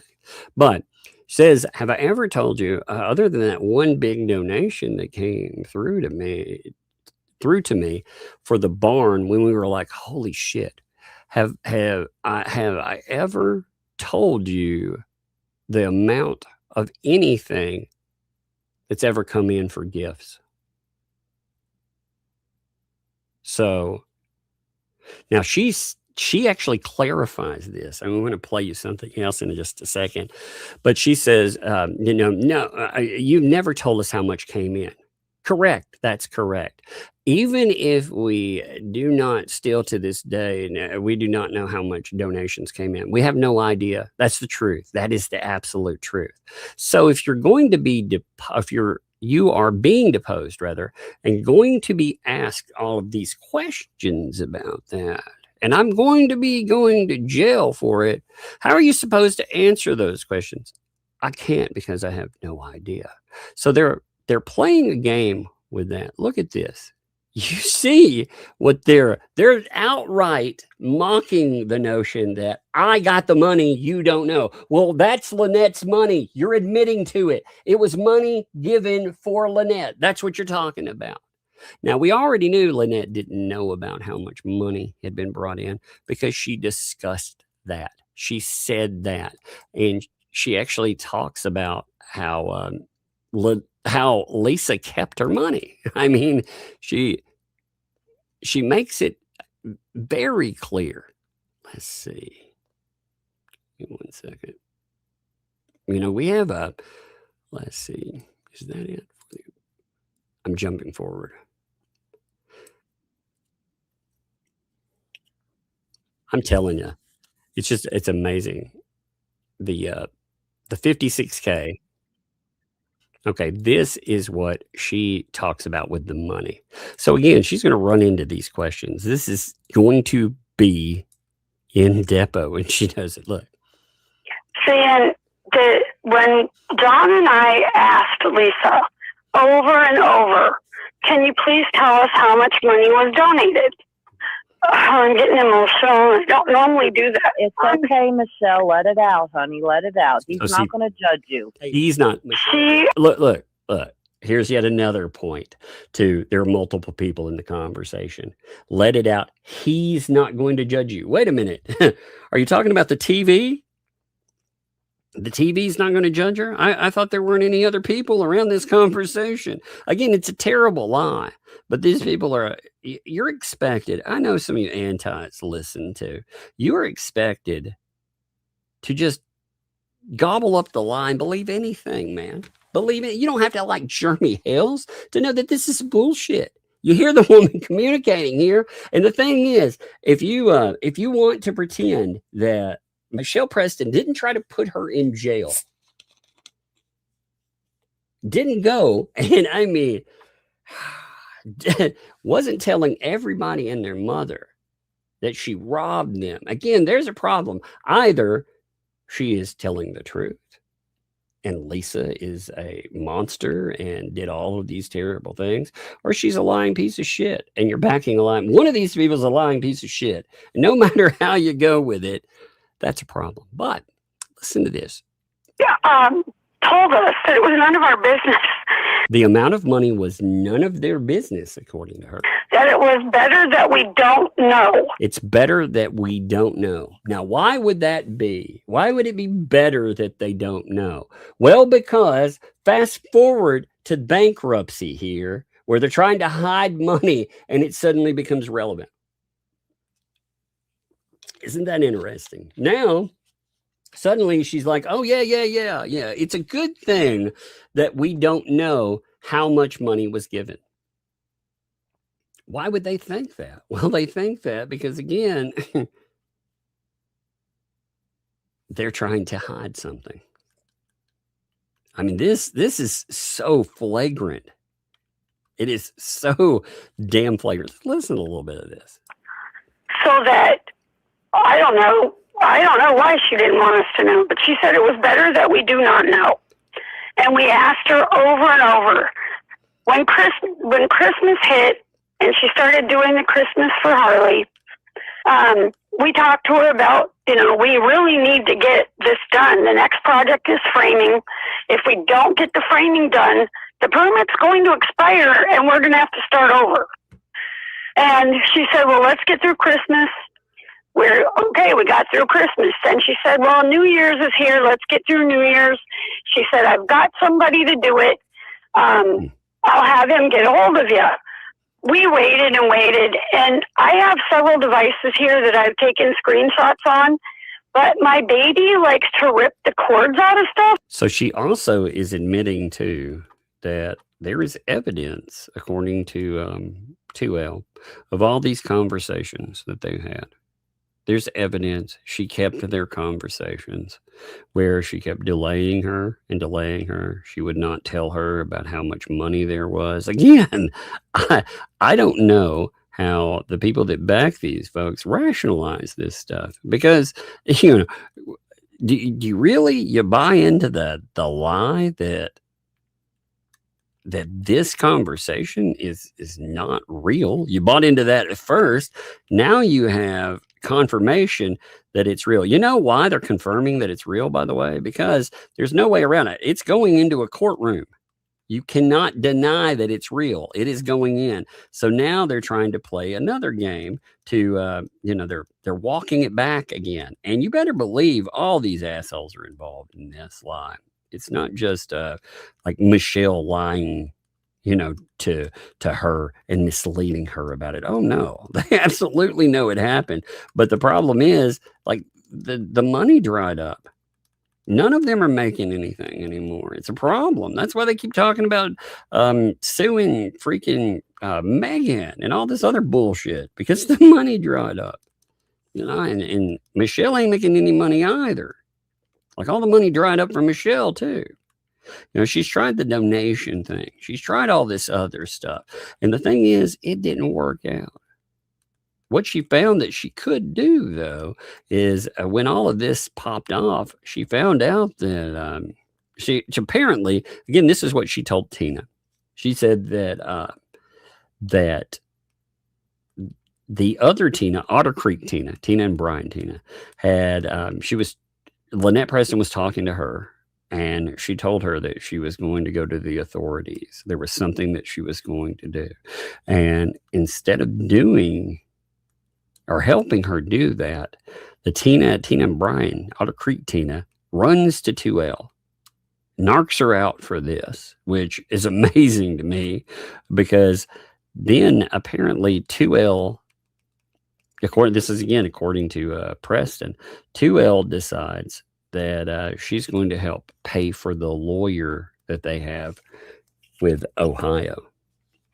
That's how they end up getting that money. That was, again, according to Lynette Preston. And Lynette Preston said on top of that she would get hers afterwards. She would still have her revenge. So it's not like that was, this. It's so crazy. All of it's so crazy. Let's see. There was another point that had been brought up too. Give me 1 second on that. It's so funny, though. They talk about, like, she also was saying, like, I never got the only me letter. I never got that. Yeah, you did. Yeah, you did. It's also been talked about on streams. It's been showcased. But I played you that part because, again, Tina didn't bring that up. You heard me bring it up. She's quoting me. She accidentally quoted me when she was talking about the discussion points in there. So, yet again, she told you that it was real. It was us talking. Let's see. There was the other part, though. Okay, now I want to show you something that may make you a little angry. All right? Give me a second. I've got to pull up. I'm going to find something real fast. So, I'm sure you've seen it by now. But just in case you haven't, there is a there's a screenshot that Shara brought up that we had confirmed. How did we have this confirmed? Well, because Bruce wrote and told Shara not to be doxing messages of his clients. So we had it confirmed it was an actual message. But this is the thing they decided they were going to deflect last night. I'm going to read you the deflection. But before that, I want to read you this message. And I want you to pay particular attention to two things in this. I want you to pay attention to how it starts and especially how it ends, okay? Because what she's going to do is she's going to say that these are guidelines or rules that she has for the way that her child is approached. That she wasn't talking about anything except what is suitable behavior around the little one because she is a survivor and her kids are survivors, etc., etc. Now, again, that omits a very heavy part of this. So again, I want to read this to you. So yeah, she says, you have to realize too that John likes me isolated. He thinks I'm going to let him spend time with the baby alone, and I'm not, because the baby said something to me. Now they leave this part right here out. The baby said something to me. And after she said what she did, I'll never leave him alone with her again. Not to mention the fact that one of the allegations that was made that CPS was that he her. Well, that allegation was made because I told Tree Stranger that I don't like it when his shorts hike all the way up and his show and the baby's right there. I tell him to knock it off and he tells me to shut the up, that he can do whatever the hell he wants. I tell him, don't let the baby play with your chest hairs. Don't let it go under the covers. Kiss on the mouth. Gross. I hate reading this shit.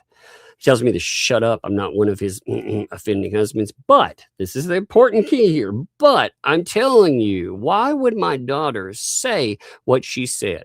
I can't prove it, so I can't turn it in. And I'm not turning it in because I don't want to lose my daughter, but I'll keep her away from him with my life. Now, they just omit this last part and the part about the statement. Again, do not call anybody or contact anyone in association with this. I'm just letting you know what I'm talking about there. But listen to this. This is what was stated on it. And they said, so this has been floating around for a while. I'm quoting here. It looks blurry on the screen. This was said about John. They're like, yeah, this is said about John, not Germ. Sorry, I call him. This is about John. John was being a shit that day. Sorry for my language. And John makes fun of my rules. I have rules.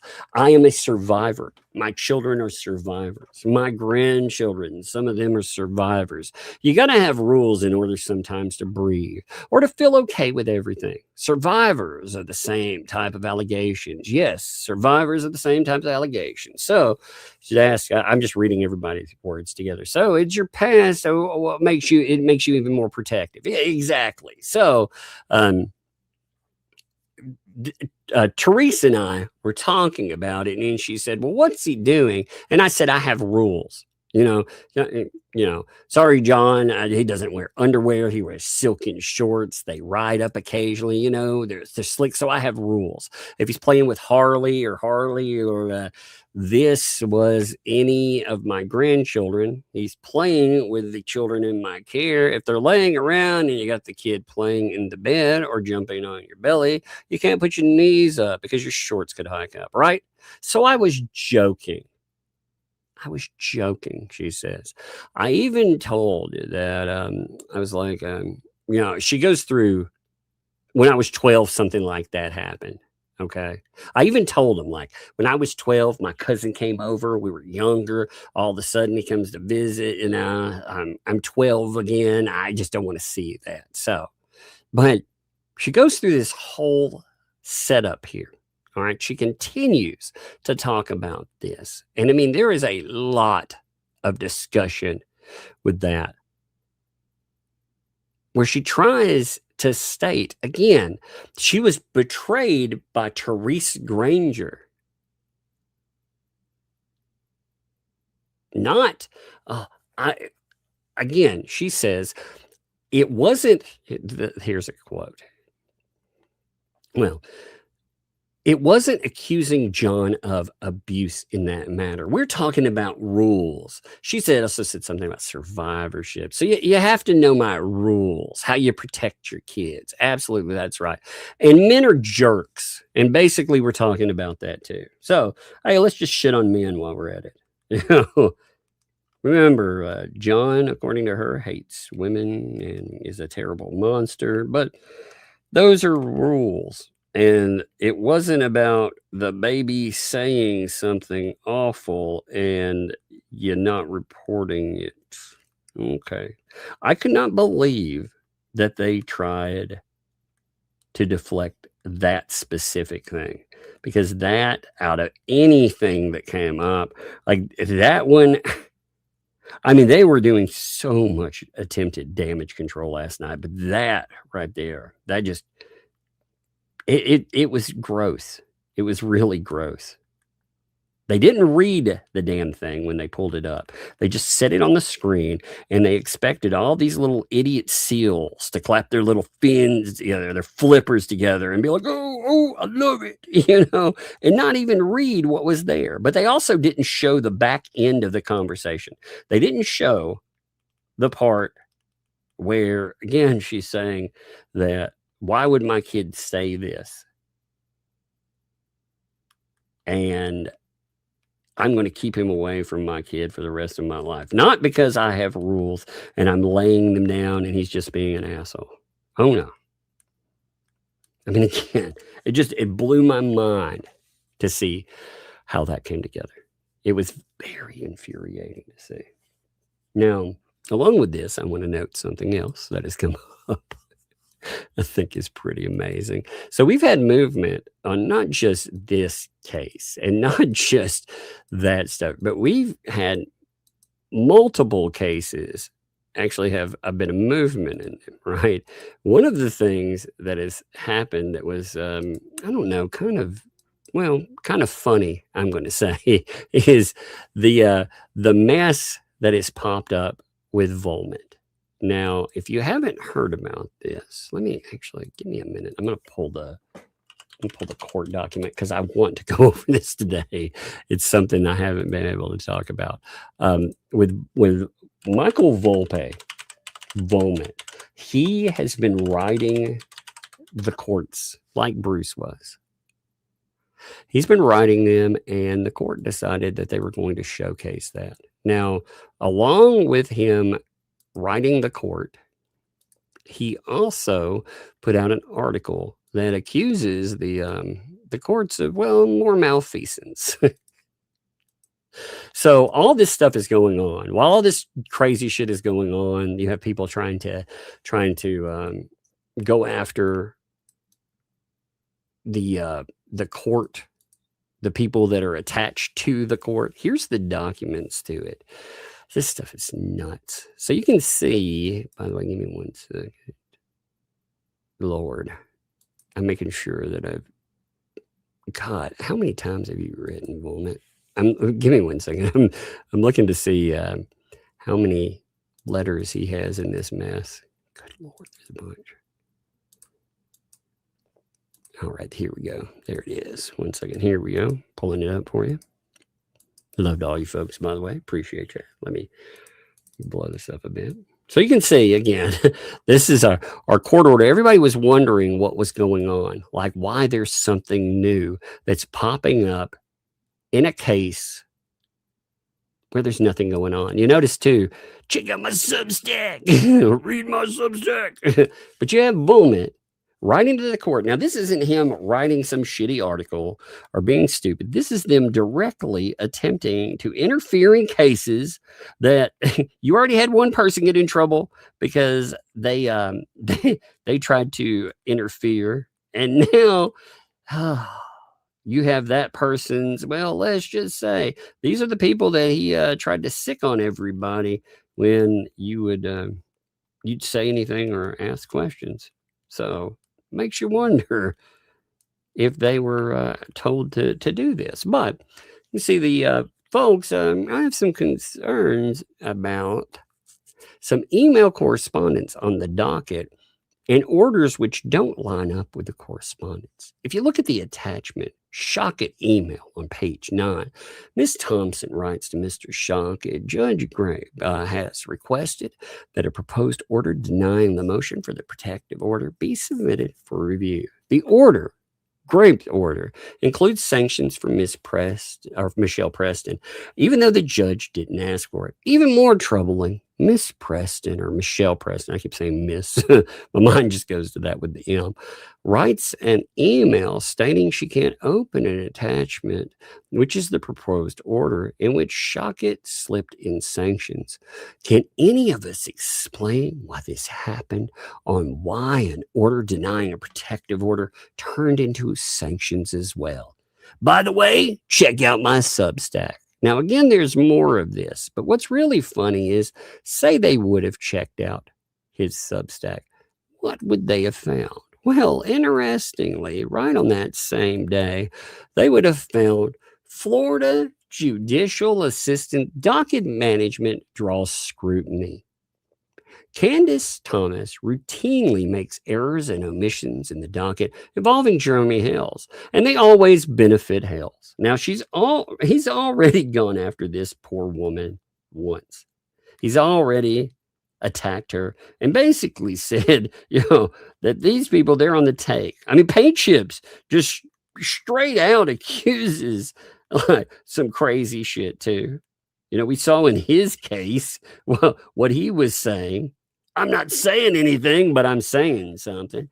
And these idiots, I mean, you can see them whining about this same thing.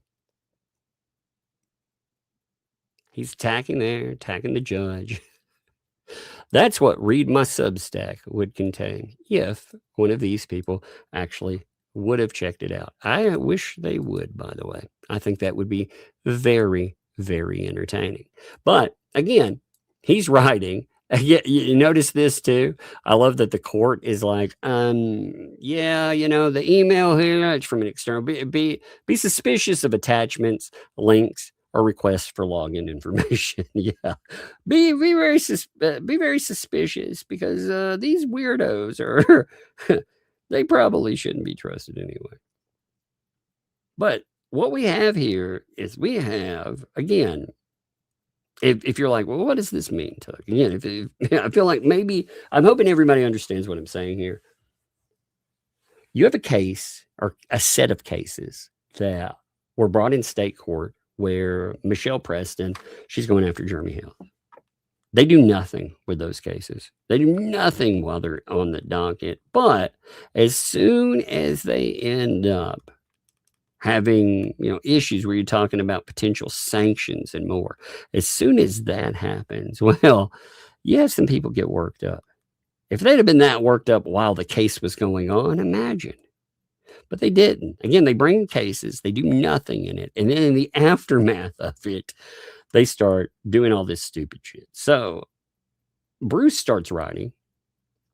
He's writing the court behind the scenes. He's saying all kinds of crazy BS. And while he's doing that, he gets himself in a little bit of, let's just say he gets himself in a little bit of trouble, because he shouldn't be doing that, right? So after he's in trouble for this doesn't stop. You would think, hey, that's going to stop, right, Tug? No, it's not. Instead, Bruce stops writing them, but Volmit, he starts writing. So you have his little morons that they just can't help themselves. They have to get involved. I hope they got paid well for writing these terrible articles. But you can see this is the first letter here. All right. So you have others. You get this email that pops up. noting you don't often get email from redacted. Learn what's important. Please file the below correspondence in the court file. So you're like, hey, this is going to be put into the court's filings. You know, this is actually going to go in. But you're getting external orders and external emails. That's what they're talking about. That's what the header is actually about with this stuff. So when you look at it again, this is these morons. They keep trying to embed themselves on it. Look here, Miss Thomas, it's Michael Volpe again. I'm having trouble understanding your procedure in case number redacted. On September 10th, 2025, Mr. Shockett, on behalf of his client, filed a motion to default. That's attached. On September the 15th, 2025, Miss Preston filed a response. Attached. On the 16th, 2025, Judge Grabe entered an order of default in which he stated the court further finds that despite proper notice, defendant failed to file or serve proper notice, any responsive pleadings or otherwise defend this action. Attached. You then enter a default on September 20th, 2025, also attached. Miss Preston did respond and, well, get over later. Hey, what you doing? Hey, everyone, too. Oh, yeah. Hey, everyone, too. What are you doing? I'm watching YouTube, but don't forget to tuck me in. Oh, I tucked you in earlier. But you're running around again. I thought you were taking a nap. You know we always tuck me in, but I do a stream tonight, too. You're doing a stream tonight? Are you doing one tonight? I'm doing one right now. And then I'm going to be on with somebody for an hour after this. Ow! Yeah, for 1 hour after my stream. Yeah. Hey, everyone. Yeah. We didn't let the snake out. Did you hear I caught another snake? I let it go, though. I let it go out by the pond, or by the water area up there. You know, where the land breaks. Okay. Yeah, I caught another one, though. We should keep them as a pet. I'm not keeping two home. We need. I told you there was probably more than one. I told you, so I caught another one. We didn't let the snake out. See, this is my answer I always get. Why didn't you keep it? Why didn't you keep that snake? Just you can have 3 or 4 snakes in this house. Why do you want so many snakes living in the house? Do you like snakes that much? I just want my snakes. You just want more snakes. I understand that. I want more snakes too, kind of. Yeah, but we didn't let the snake out. I think Gigi would get upset though if I got another snake. Don't you? But we didn't let the snake out. Yeah. I don't know. She's like, get another snake. If you catch one, keep it. You know? You should do that. I should have done it. Well, I could have let it just run around the garage. No, it has to be a rat snake. It was a rat snake. It was another big rat snake. It was bigger than the first one. You could have kept that as a pet right out. No, I figured we didn't need all these rat snakes, so I let it go.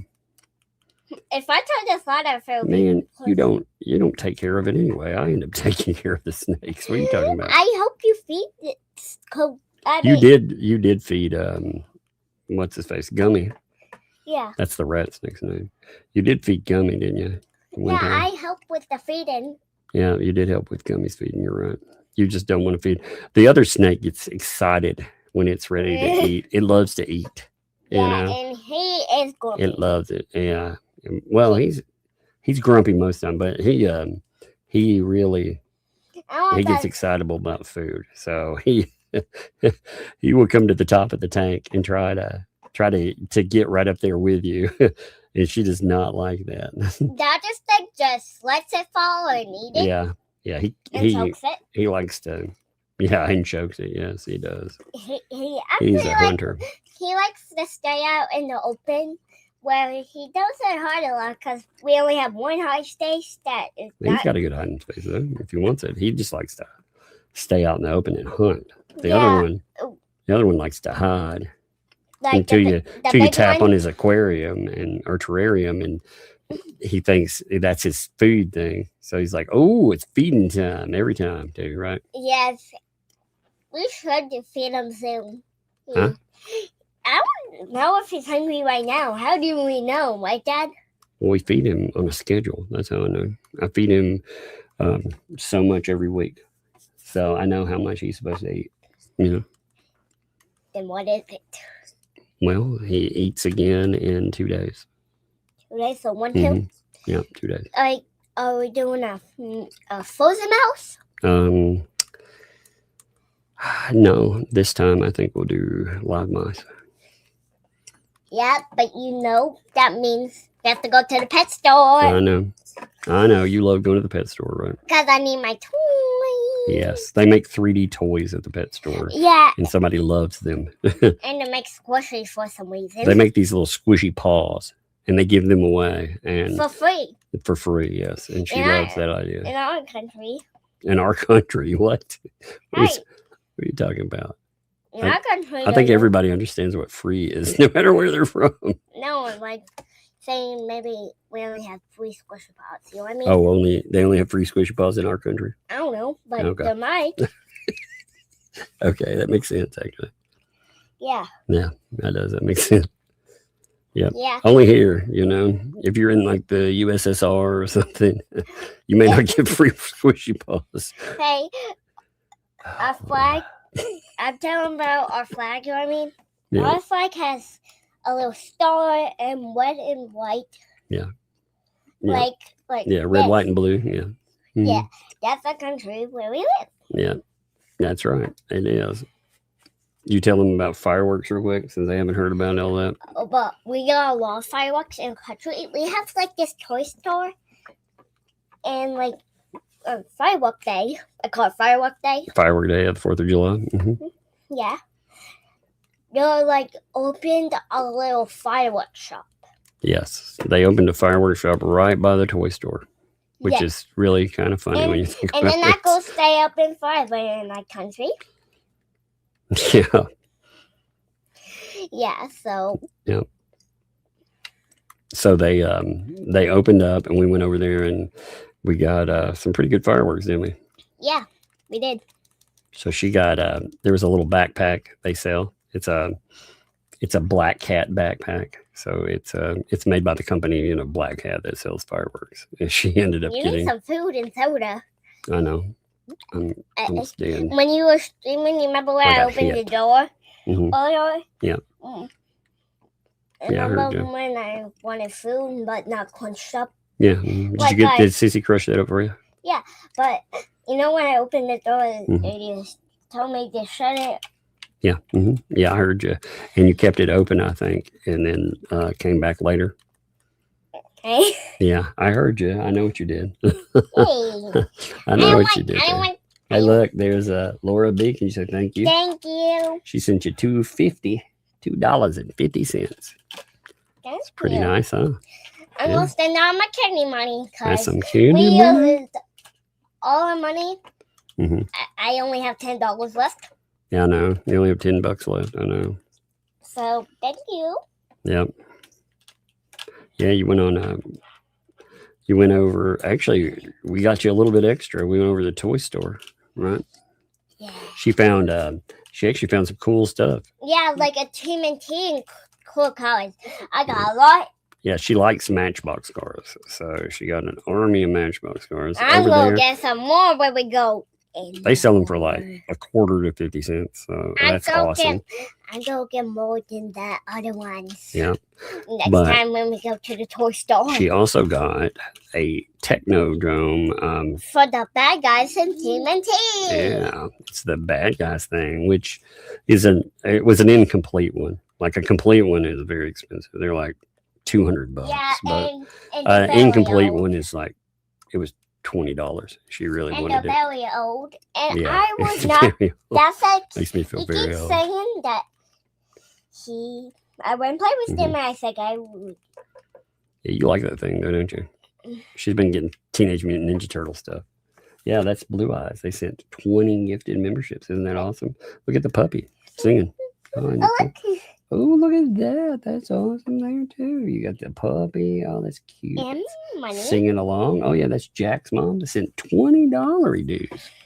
That's $20 for you. Man. Thank you so much. Like I was saying. If you save up, you could, if you save your money, you could get you some more Teenage Mutant Ninja Turtle stuff. Yeah. That's not old. Well, I mean, the cool stuff is old. Most of the cool stuff is not brand new. Yeah, darn please. You know. But anyway, here, you better go do your thing so I can continue covering my stuff, okay? Really? Yeah, I saw the little gift. That's cute. Here, give me a hug. Love you. Give me a kiss on my cheek. All right, let me go over this stuff. I got some stuff to do. Okay, tell them if anyone sends me money, we're not here. Tell you if anyone sends you money. I will. I'll tell you. I'll make sure I tell you. Lord.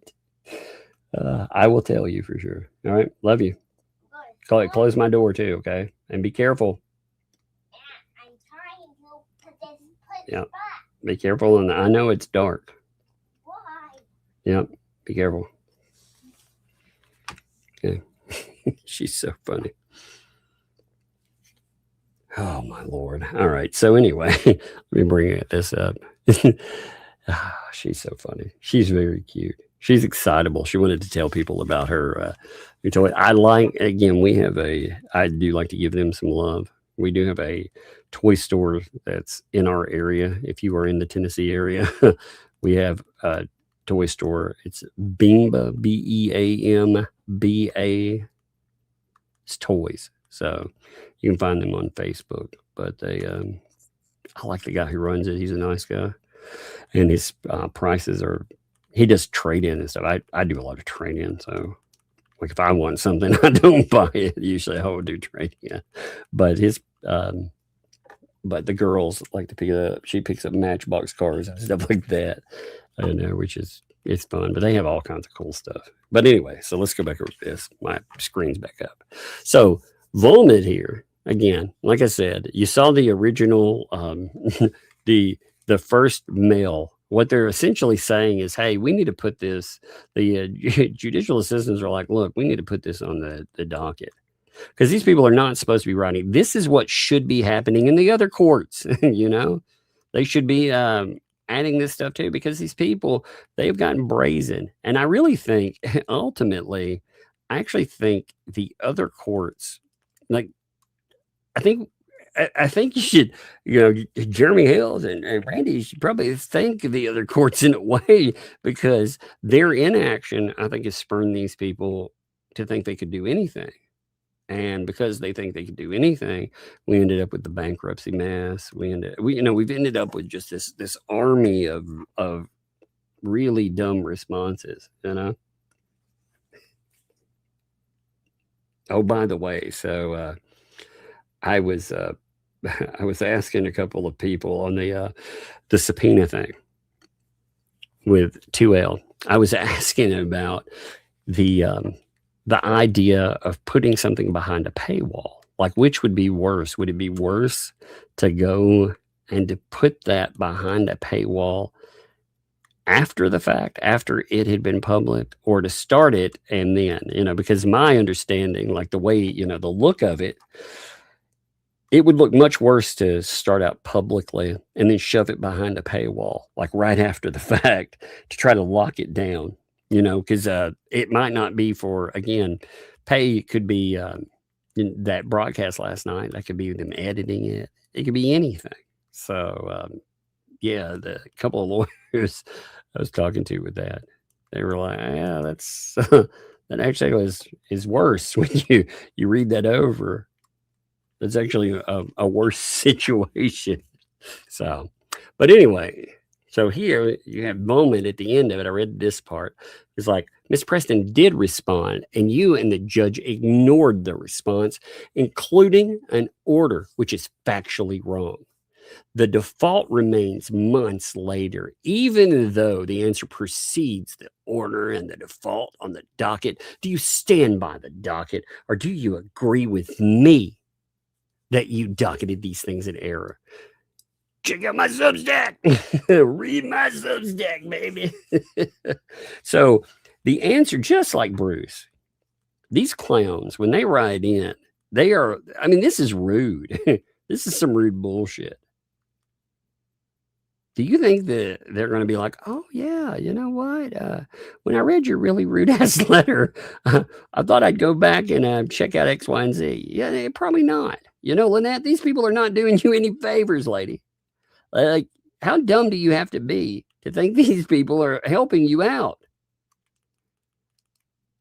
Like this guy, you point to a place where this guy is doing something good for you, Lynette. Like, I'd really love to see you tell me how this is helping your case in any way, shape, or form. Because he's writing and he's like, do you stand by the, you know what? They don't owe you shit. They don't owe you an explanation. And being rude to court staff, the courts, they don't just have the ability to make you win or lose. You know, remember, this court is going to decide whether or not you not only end up paying sanctions, but for how much. And they know that you're paying sanctions in one day. But you guys keep pressing it and pressing it. And again, you're not doing yourselves any favor. So, I mean, looking at that, do you stand by the docket, or do you agree with me that you docketed these things in error? I mean, see how rude that comes across. Like, they don't come across as nice about anything. They come across as absolute D-bags when they write too. If I'm going to write someone like this, it's the same way Bruce came across, though. He comes across like an asshole. Excuse my wording there, but they do. I wouldn't give them a second thought. In fact, if yeah, you know the whole you catch more flies with honey thing. Maybe they didn't have anyone around to tell them these things. I'm not sure. But I do know in life that you don't mistreat the people that you're asking to do something for you. Like, again, they don't owe you anything anyway. And for you to go in and what do they want from her as well? Because they keep writing hit pieces about this specific person. Okay. She's not a judge. She doesn't make these decisions. So what they've done is they've decided that they're going to target someone's staff. Now, I don't know how many of you have ever had like people that worked under you or you know, with you. I'm not sure what you all do in life, but like for me, I am at one of the mental health facilities that we had. I was the director at it. As the director, you know, I had multiple case or care managers now, but I had multiple. I was actually the therapist and the director because we were small at the place, and we had one nurse practitioner and we had one office person in the front. Now, when people would come in and they would treat this office person with disrespect, it would piss me off because, number one, I liked the office person was really nice. I liked them, but they were my employee. So that's the way I looked at it. They weren't the company's employee. They worked for me. They answered to me, and I was very protective of them. You know? So if you came in with attitude and you treated my employee like shit, then I would respond in kind. Now, I'm sure that judges probably think the same way, you know, and they probably don't appreciate someone like Fulmett coming in and talking shit to their staff. You're telling them, you know, you're wrong, do this, do that, or, you know, essentially, or I'm going to write more hit pieces about you, because that's what they do. You know, first of all, the hit pieces are not, Bruce, I really hope you weren't paying these people, by the way, because they're not getting anything done for you, man. All you're going to do is piss the judge or the judicial staff off. It may cause you more problems. And I know they don't like to do things for free. They've talked about how if you want an article written, that they'll do it, for, God, the last time Volmit actually quoted a price, I think it was, what did he say? $400 an article. I swear to God, dude, if you are paying these people $400 an article, I really hope you aren't, because you are not getting your money's worth, man.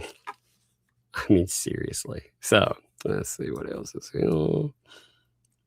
We have, God, it may have repeat. Let me see if this repeated anything. Give me 1 second. Let me check this and make sure. Oh, and there's one other one. Okay. So there's one. So we went from back to front. So you have Volmit also note. Give me a second here. He had noted in this one, folks, I have concerns about some email correspondence on the docket and orders which don't line up with the correspondence. If you look at the attachment,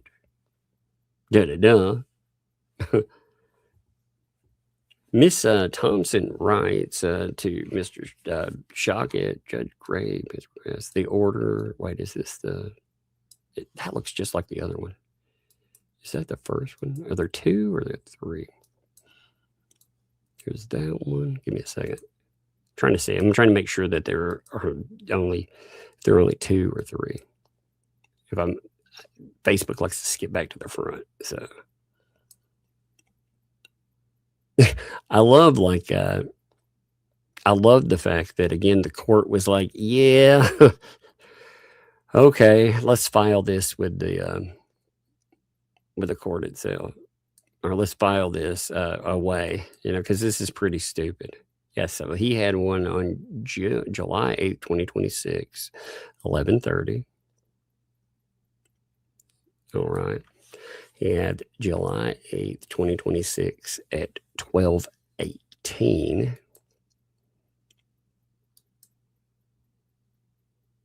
Yeah, so that's the way. Okay. So there are two of them. I had to make sure. Yeah.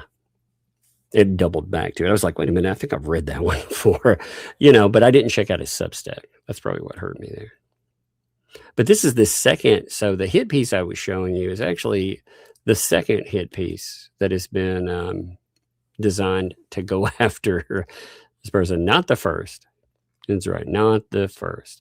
And the way that he puts this together too, what makes it even more fun? The header for it. So if you look it up, he wrote the following. Check this out. He wrote, quote, a crooked Florida judicial assistant, Candace Thomas, managed the docket in a way that benefited scummy YouTuber Jeremy Hales, who files frivolous lawsuits for YouTube content. Thomas ignored the law and her judge's instructions when she put things on the docket. Check out the article. Now, again, to no likes or anything else. Yeah, that's going to really help your case. I'm sure, again, they're going to look at it and be like, yeah, that really made me think twice about what was here. They probably, again, the judge or staff is probably going to get really pissed off about this dude after a little while, and they're going to end up shutting him down. Isn't that beautiful, though? Isn't that dumb? Oh my God. Now there was a couple of other documents that have popped up too that are actually pretty good, but let me see what time it is. Now we don't have time for them today. There's two items that responded to paint chips, and they're actually pretty good responses. They're essentially shutting him down for all the stupidity that he's been throwing into to Fed 2, because he's been asking for, he's been wanting that electronic records. He's been wanting that. He's like, I gotta have that. And also he's been demanding other things like more time and this and that. So there were two answers to him, and I thought they were pretty good. They're pretty funny, but not today. So let's do some super chats here. Let's go over them. Let's see what people have to say. Appreciate you folks being here. There were quite a few of you today. Again, there's a lot more in that stupid freaking live stream last night too. Oh, the one thing I forgot to bring up as well. So as I noted yesterday, there was some arrest footage that has popped up. Gabe's arrest, which I find interesting because the arrest footage doesn't seem to go with the narrative that I heard with that. I'll have to pull it up again and go through the narrative because the narrative just doesn't seem to match up all the way. But this is the earlier arrest. This is not a new arrest, by the way. I'll make that clear. Now, Shizzy showed part of this today. And when he showed part of it, you had 2L decide to go after him and to dox him. Now, what was amazing is the way that she puts it together, too. This is somebody that, again, has no problem. Well, these people, look, check this out. When I'm talking about this, I want to show you what all of them are they're okay with. You know, so when they say that they don't like this, they think other people's records, you know, remember, they definitely are okay with pulling up the records of anyone. They pulled up, like I said, they pulled up my ex's, her records. They were reading them off on stream, which, okay. They've talked about background checks, bankruptcies. They apparently think bankruptcy is a criminal action, which is always amazing. But recently, you had John and all of these other idiots talking about Shara and talking about how she had filed bankruptcy in the past. And they're dumping all of the documentation out there. So that's okay. All of that is totally okay. But bringing up arrest records with these people or bringing up arrest footage, that's a bridge too far. But you can see them talking about with Shara. Someone just dumped your and your ex-husband's 40-page bankruptcy on my lap. By the way, they didn't just dump it on your lap. They, you were like, oh, please give it to me. Give it to me, please. I saw your public statements asking for it. So, yeah.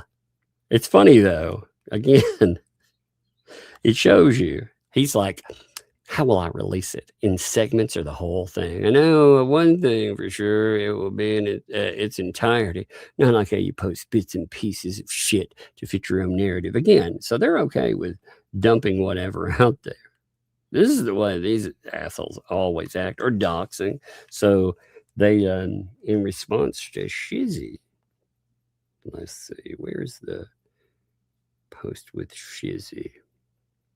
They were like, 2L said, thank you for all the kind emails regarding last night's live stream. Thank you for last night and the support you showed for the family and child. Oh, it's the child. Give me the dollar of dues. $500 to hear this story. Also, thank you.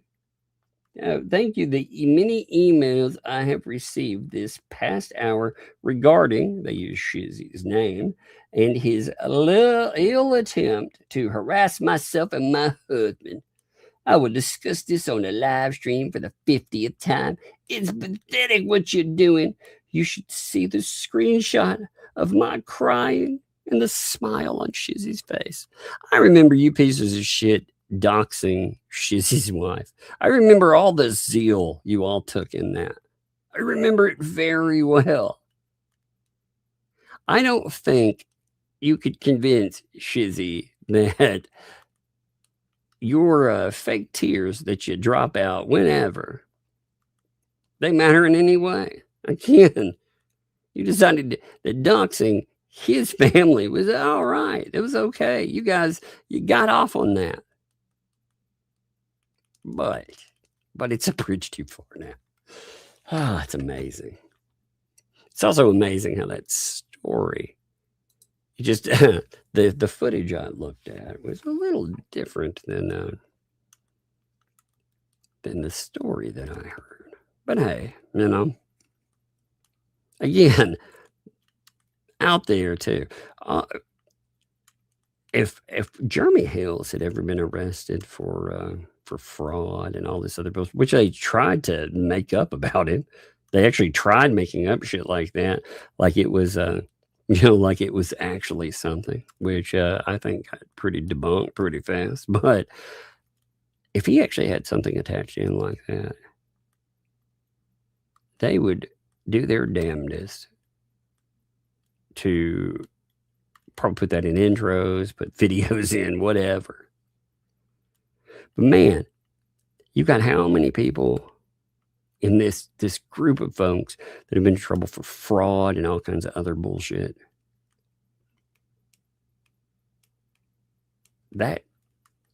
These are people that you've entrusted with money, projects, and more. The transparency there, it very much lacks. All of that, I think, is a very interesting thing that when people ask questions about too. Yep, they were told it's another fucking business and all kinds of other stuff.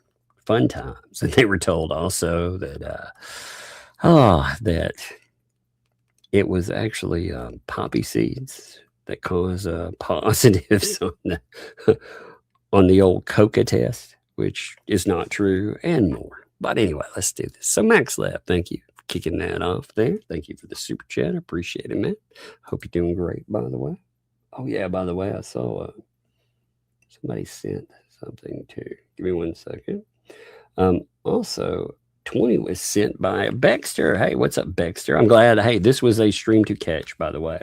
So she was like, hey, thank you for you be entertained since the pre-heard days. Well, I appreciate that. I don't usually make lives as I'm abroad and my disabled daughter wakes up way too early. Well, I hope you caught this one, because this one, this one, it looks like would have been set at a good time. And I get it. I know other people are in other time zones. I appreciate you, keeping up. This case is crazy. This case is absolutely freaking crazy, and it's crazy all the time. I enjoy covering. I love covering it every day. I don't get tired of it. It's just so mad. And these people, I wonder what's going to happen next. So, what's up, Rick friend? Thank you for the 21 months. Thank you there. Gang, indeed. Thank you, man. I appreciate you. Watchdog, thank you for that membership there. What's up, Watchdog? Thank you. Welcome. Thank you for the membership. And welcome to Tugs Thugs. Man, that sounded good. I love it. Appreciate that. Sister Sal. What's up, Sister Sal? I hope you are doing amazingly, by the way. Thank you for 5 gifted memberships. I'm doing something, by the way, every month.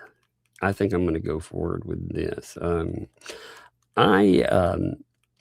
Since my YouTube can keep up with how many people who super chat and everything else, every month I'm going to send out something to one person that it picks out. And this month, wait, would that be? I guess it was this. Well, it was last month, but it was sent out for this month. The person that was picked up, which I wrote them, and I think I confused them at first. It was Blue Eyes. I appreciate them, but I want to for each month, I want to at least send out one thing, just as it says, just as like a thank you. If I find something funny or cool, I'm going to send it out. Maybe do more than one of those. I think it'll be fun. It's something that kind of commemorates the crazy. It's always fun. I keep a collection of stuff that I pick up from cases. Like I have the microphone that blew out on me during the Depp Heard trial, for example. I keep that, and I can remember that day and how horrible it was.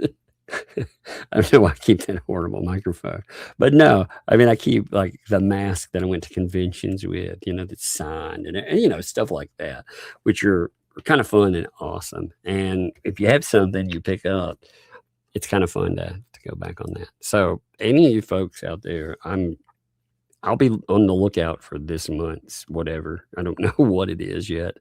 I take people though for the list of folks, and it's kept up with in YouTube. So I pull the list every day, and I'm going to that includes memberships and everything else too. So I just, like I said, I want to say thank you to at least somebody out there, every month. So here and after, and I appreciate all of you. Here and after, thank you for the 7 months. Let's go. Heck yeah, let's go, baby. Did you enjoy today?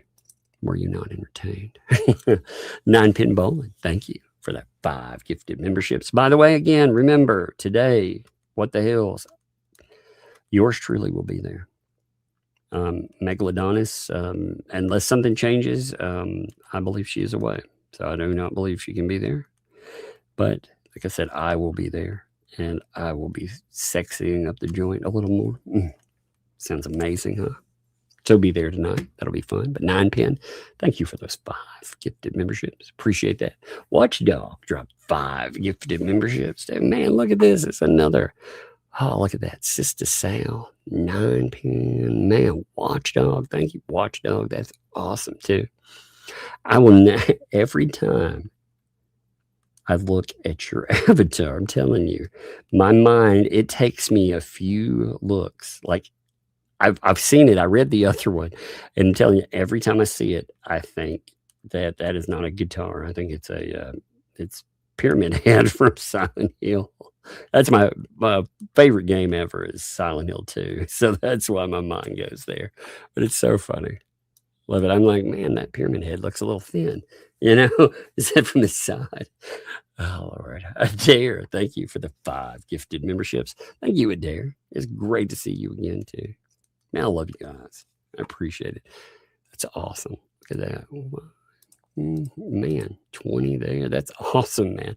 I love it when memberships reign. Man, it's just so good. Emmy, thank you for the 10. I have to admit, Tug, I'm addicted to their stupidity. It makes me laugh. I know it. It cracks me up so much.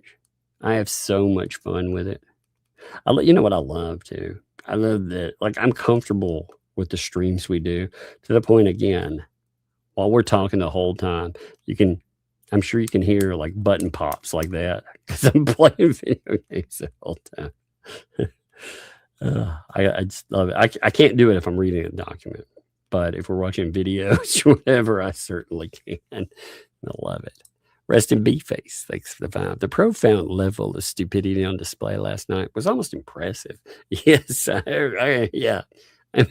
Oh, yeah, indeed. Oh, absolutely amazing. It was. I was stunned by some of this stuff that they discussed. Why would you bring this up? Why would you talk about donations and money when you're trying to say, because I mean, she's bringing up, yes, I have money. Yes, this woman won't tell me how much of it there is. But we know, again, with Only Me, you were talking about the Only Me letter, by the way. Well, I'll see if they want it for court. You could look at it there, since you apparently didn't read it when it was sent over, you lying scumbag. I love it when Lynette lies. That's why, like I said, I know that Lynette is a liar because look, her lie, they changed that story again about the discussion that we had. At first, there was no discussion. Then there was. Then there wasn't. And now there was a discussion with Tina with a male in the background. So she's changed this story like 4 or 5 times.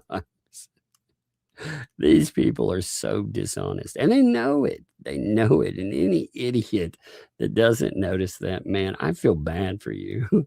I really do. Again, you don't have to like me or like any of these people that are attached to it. But remember, like I said, she blamed 2L for calling CPS on. So when they were talking about, oh, yeah, the family and the kid and it's terrible, man. She said that 2L calls freaking CBS there. And again, I'm not saying who did or didn't call. I have no idea if the call even existed the other day. But I do find it interesting that when the numbers get really bad for people, a new call happens, you know?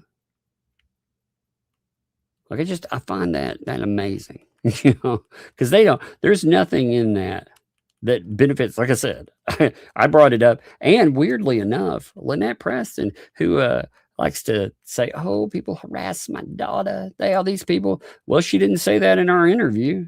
In fact, she said the opposite. Huh? That's weird. It's really weird, Lynette. You lying scumbag! I swear.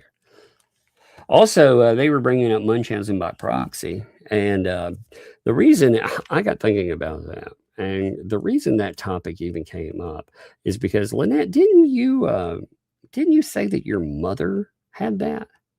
Isn't that why that came up as a topic? Period. So, I'm pretty sure I need to go back to the old screenshots, but I'm pretty sure that's why that topic came up.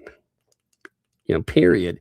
Because they make it, you know, it's funny the way that they wanted to frame. They're like, Megan Fox said this and that, just out of nowhere, this subject came up. Yeah, I think it was actually a comment about a screenshot where, again, Lynette was saying, this has happened. But I will say, Visit Hours, thank you for the 27 months. My kids call it cup ramen and snack ramen. That's funny. That's funny. Yeah, the little one, they just like they adopted circle and square, and it fits so well. You know, cup is circle, so it works, and the square is or they'll call it crunched up ramen. Sometimes they'll call it that too. Like if they want me to smash it, you know, because they like to crush it up, like you said, snack ramen. They like to eat it like it's a snack. So they'll ask me to crush it up. That's what she was doing then here earlier. She was asking me to crush up a thing of ramen.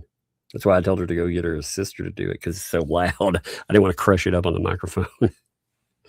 What's up, Cynic? How you doing, brother? Thanks for the tune. I was already having a good day, and then this present. Yeah, indeed. Indeed. What fun, right? What fun. We haven't, like I said, we haven't even gotten to the interview really, because I was taking my time going through it all because there's so much of it. It's funny too that Lynette Preston says that nobody covers her side of the story, right? Nobody talks about hers. Nobody will cover it. And then you have 2L the Fats being like, if anyone talks about this, if anyone does anything with it. So wait a minute. I thought Lynette wanted her story out there. I'm very confused by that. I thought Lynette wanted her story out there, her truth, right? But anytime, quote unquote, her truth gets discussed, like again, these people lock it behind a $500 paywall, and then on top of it, they fucking oh my god. Then on top of it, they tell people that they can't talk about it. It's like, I don't think that's how it works. But it's really funny. It sounds more like, again, a get rich scheme, and it doesn't sound like somebody wanting to tell the truth. It really makes it doesn't just make the person that's doing that look bad. It makes the person, if you're okay with that, again, Lynette too, she has her own platform. She said that she was going to live stream on it if she got over 1,000 subscribers, but apparently she's made up her mind that she wants to give her money away again to 2L if anything comes up. Imagine, Lynette, could you imagine if somebody did take up the $500 mantle, by the way? That would be money that, again, Lynette, you wouldn't get a dime of, right? Could you imagine? I mean, $500 reduce on that. Oh. So there's nothing wrong with it. Again, like super chats or whatever, I mean, I'm a for-profit channel, but God, I would not lock somebody's story behind a paywall. It bothers me. I see that in the mainstream where they try to do stupid shit like that. Like they'll try to paywall a story that is actually, you know, it's talking about survivors, or it's talking about somebody that's a danger to the public. They're like, yeah, you can pay X amount of money, but I've never seen anybody with the audacity to try to charge $500 to hear some dumb shit. Man, cynic though. I hope that was fun too. I'm glad to see you, brother. Reese, thanks for the 20 there. With all the talk of money and LMNOP, not having Felice's phone number, feels a lot like romance or like / gift card scam. Yeah, it does feel weird, doesn't it? I mean, again, you don't have to take my word on it either. You know, any of the people that are curious about this, go look at Lynette's postings that she put up on her YouTube. Go look at what she posted for months. Like they directly lied to you in the interview. Like you can't go and look up what some of the stuff that was happening then. She's like, prove I ever wanted to, but why were you calling the cops on her? You know, if you ain't trying to put her in jail, why the fuck did you call the cops? Only to find out that 2L called the cops first on you. Again, these people are nasty pieces of work. And it is fun to watch. It is a lot of fun to watch. What's up, Tats Angel? How you doing? 45 months. Thank you there. Appreciate you. This case keeps getting worse. Crazy. Love to you talk and the girls. I love the amazing chat. Yes, chats, you are awesome. By the way, I really love having you all around. I cannot believe today, again, on a Sunday, we bust out like over 2,000 people today. It's just so, you know, I did tell people there's breaking news. You've got to be here. And I think it was worth it. I hope you all agree. It was a pretty good one today.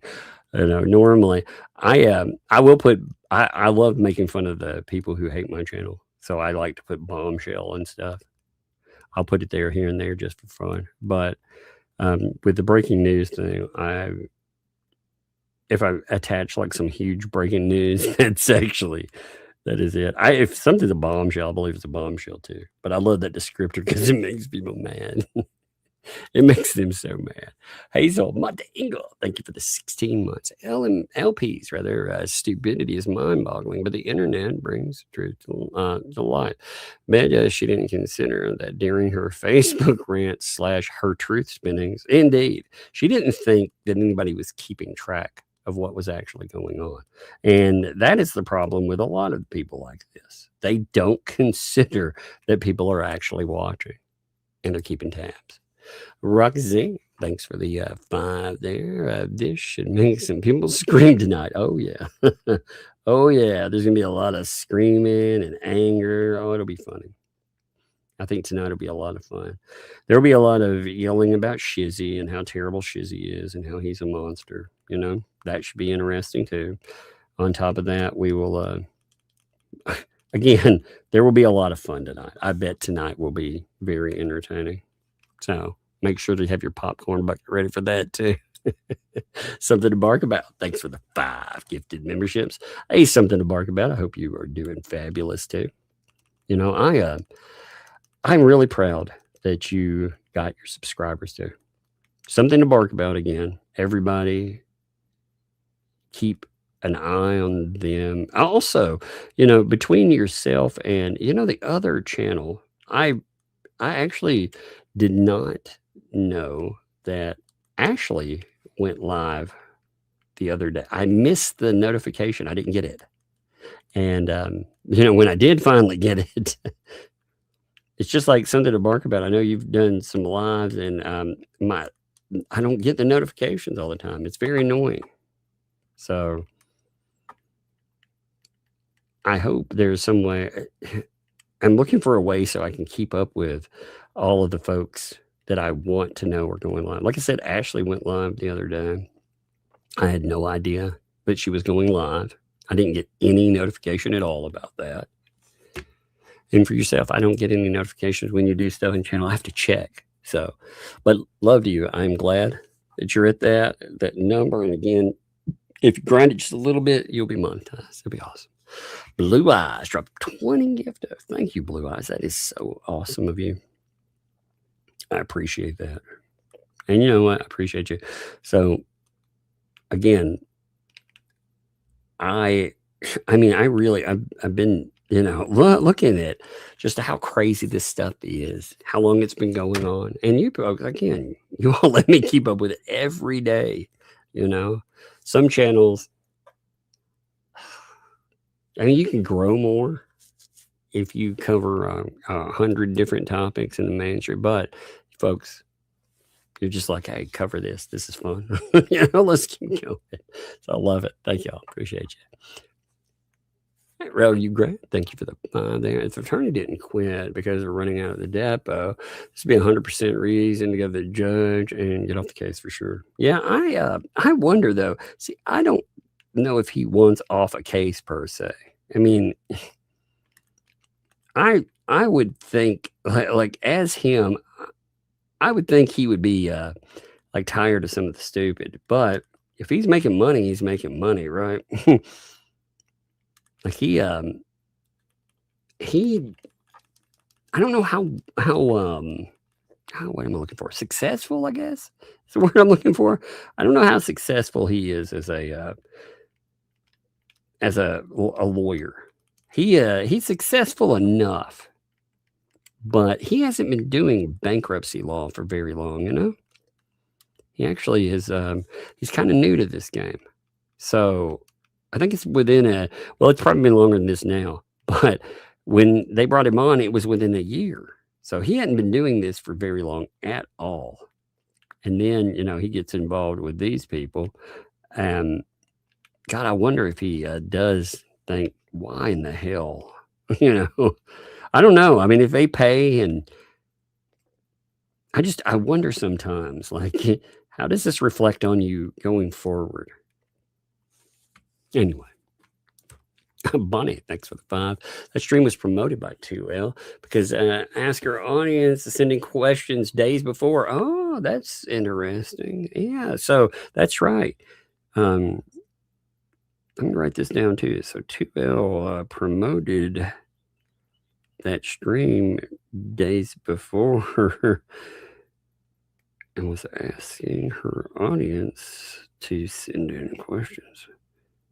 I'm writing this down so I can remember this, just to note it. I'm going to note it over to Jeremy. That way, if they want to bring that up. Thank you for noting that too. Thanks for the 2 there. She wanted access to David. Thank you for not sharing it. Well, actually, I would not give her the email address for her to make contact, because that is not the point in something. I would have redacted that. But as far as the information, see, I wrote David about it actually, because 2L, or not 2L, but LP, why she wanted actually, she wanted that. She asked for this stuff to send to go after 2L, to again have something to go to the police with. She said that the police told her she needed a statement or something from someone like David. So I was like, hell yeah, and if they have any questions, well, follow up. But Lynette's a lazy piece of crap. What she wants, it's just like what you see with the antis now. She wants somebody to do all of the work for her too. I'm talking about, it's just like she doesn't work on anything else. So I don't think that surprises anybody, but that's how she is. She wants everyone else putting in the work. So that's what she was kind of demanding with everything. We also, let's see, Puzzle, thanks for 18 months there. LP won't let the child be around anyone else except her and JC, because the child might reveal truths about the living situation or how she's treated. No, like I said, for me, I listen to what their statements are, and Lynette has made some awful statements. So when I look at that, if I'm quoting somebody, Lynette gets mad, like Cook gets mad if I'm quoting Lynette Preston. I'm like, dude, if you got a problem with what's being said, I'm not the source of it. Maybe you should go talk to Lynette. Oh, but that's a bridge too far, because he's a man unless he's he's got to actually go back to the source and deal with the bullshit happening in his own backyard. Hey, Laura B, thank you again. Appreciate you. It's great to see you. As always, love you. Jack's mom, thank you for that 22. Gotta share. Appreciate that too. Thank you. William, thanks for the 5. With Chapter 7, LP and the fans are screwing with the government's potential money. Yes, the only worst thing is to short the IRS. Indeed. You just don't want to play that game. Like they are bragging that they're messing around with, again, these people already have been brought in on this court case. We've already had companies that had to be brought in because of Lynette. The court hires someone. So for her to play this stupid game and to pretend that they are not jacking around and they're not going to piss these people off, like, that amazes me. We'll see. We'll see what happens with it, though. It does amaze me for sure. Jack's mom, thanks for the 24 months. Thank you. 2 years. I appreciate that. I've been sitting here listening, and I can't get over that one of their half-assed ex-lawyers didn't say something to stop Aunt Felisa. Idiots. Indeed, I wonder that all the time. I wonder, but then again, you have to, I don't know if, say, Saran Wrap, I don't know if he's to blame with that. A lawyer will take your money, first of all. So if there's money in it, there'll always be a lawyer to take your money. But I wonder if they actually listen to anything the lawyers truly say, because she didn't listen to her lawyer's advice in the courtroom. So she's not going to do that. You got to wonder if, if it matters if he says anything. Would she ever listen to him? Maybe he is saying stuff. Maybe he's like, hey, Lynette, maybe you shouldn't do that. I do wonder that sometimes. If Saran Wrap is like behind the scenes being like, please shut up. Stop this. Makes you wonder, right? Cindy, thanks for the 6 months. Great show. Much love. Thank you. Yeah, it has been a fun show today, hasn't it? Blue Eyes, thank you for the 5. Is all this mess part of LMNOP's strategy? Great strategy. I wonder if it's 2L in the gang strategy. I wonder, either these are the biggest bungling idiots that we have ever seen in our lives, which is possible, they could be, or they're screwing 2L over, or rather LP over, and they're helping do more damage. They're letting her do damage because she never takes good advice. She takes advice from idiots that she thinks in the moment will help her out. So, these people could very well be hamstringing her. And ultimately, again, it's all her fault, but it does make me wonder, is she being set up for a fail? Because, these people have not done her any favors in a while. And the bankruptcy is one of the worst moves I've ever seen in my life. So, I'd be curious about it. I'm curious who will get the blame. Cajun Buckleup, thanks for the 16 months. So nice to catch a Sunday live. This was a good one to catch, too. Glad to see you, too. Blessings to anyone who may need it. Treat yourself and your friends. Yes, indeed. Love to everybody, too. For sure. For sure. As Sean, thanks for the 10 there. Thank you for being my companion when I cook dinner. It helps keep my mind off bad foot. CRPS. It also helps me not think about tomorrow and my procedure. Yes, you know what? Prayers. Love to you too, for sure. Goof off with us. Hey, remember going over to Hale's tonight too. So just remember, there's plenty to occupy your mind if you want it. And again, remember, we're with you then too. When you have something go on, remember you aren't alone in that. And love to you. So appreciate you. Prayers are with you too. So thanks for the 5 there. I can't understand how 2L followers can't see what was right in front of them. LB was having a full-blown conversation with you and not Tina. Yeah, that's the thing. I was the main person she was talking to. And Tina, really what Tina did in that was very good, because she, one of the things that I knew could not happen in there, we couldn't have this become a conversation about Jeremy Hales and Lynette Preston. And she tries to deviate from that a couple of times and tries to make it there. And Tina pulled it back in. It was like, no. But it's funny because they've gone to this point where they blame Tina for everything there. Like, oh, she put these ideas in Lynette's head. Have you seen her postings? I mean, have you looked at what she had to say? This wasn't Tina talking to her. I mean, again, it's very convenient. There's always a fall guy for these people. Always. There's always someone else to blame. But ultimately, it's amazing too. You got Lynette Preston, who's what, 60? You know what she is? 60. Am I right? At her age, they treat her like an infant. Like, you see people infantilize 20 and even 30-year-olds these days, which is just ridiculous in its own right. But Lynette, she can't make her own freaking decisions. Are you kidding me? It's such an insult. And Lynette just gobbles it down. What's funny, though, is the unspoken thing that comes up in her having to eat all that BS. She also has to eat the permit thing. I guess that was Lynette's fault then. That's what 2L said about it. It's actually all Lynette's fault. So I guess it's all your fault now, Lynette, right? So I hope you enjoy that too. That's the other thing that comes with her. Again, you were wrong. Sorry about your luck, Lynette. She blamed you for everything. She said you were the reason because you were lazy. That's why they didn't have the permits, because you were too lazy to get them. So, yep, I guess she was right. Fun times.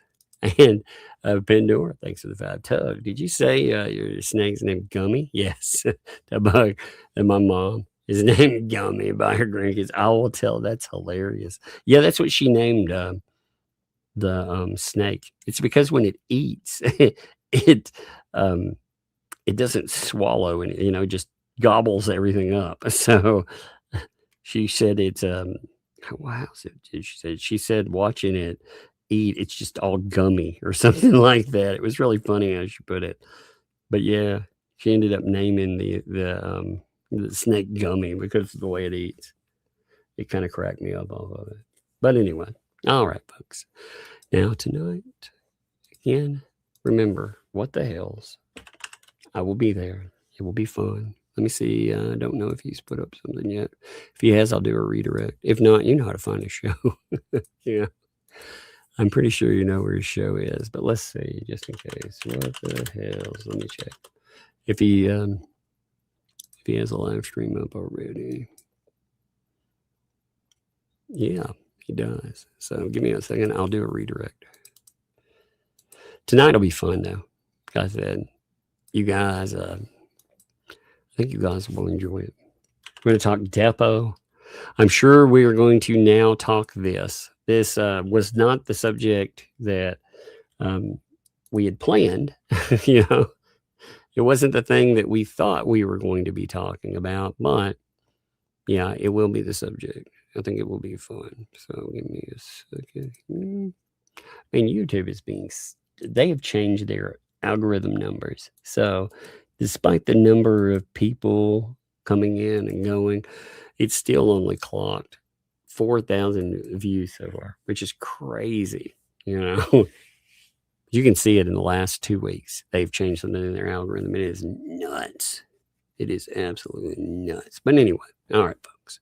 I'm going to redirect you. Appreciate you. And we'll see you tomorrow, too. So tonight, again, what the hells? Go over there. Check it out. I'll be there. then tomorrow, Megan will be back. We'll have fun. See you, folks.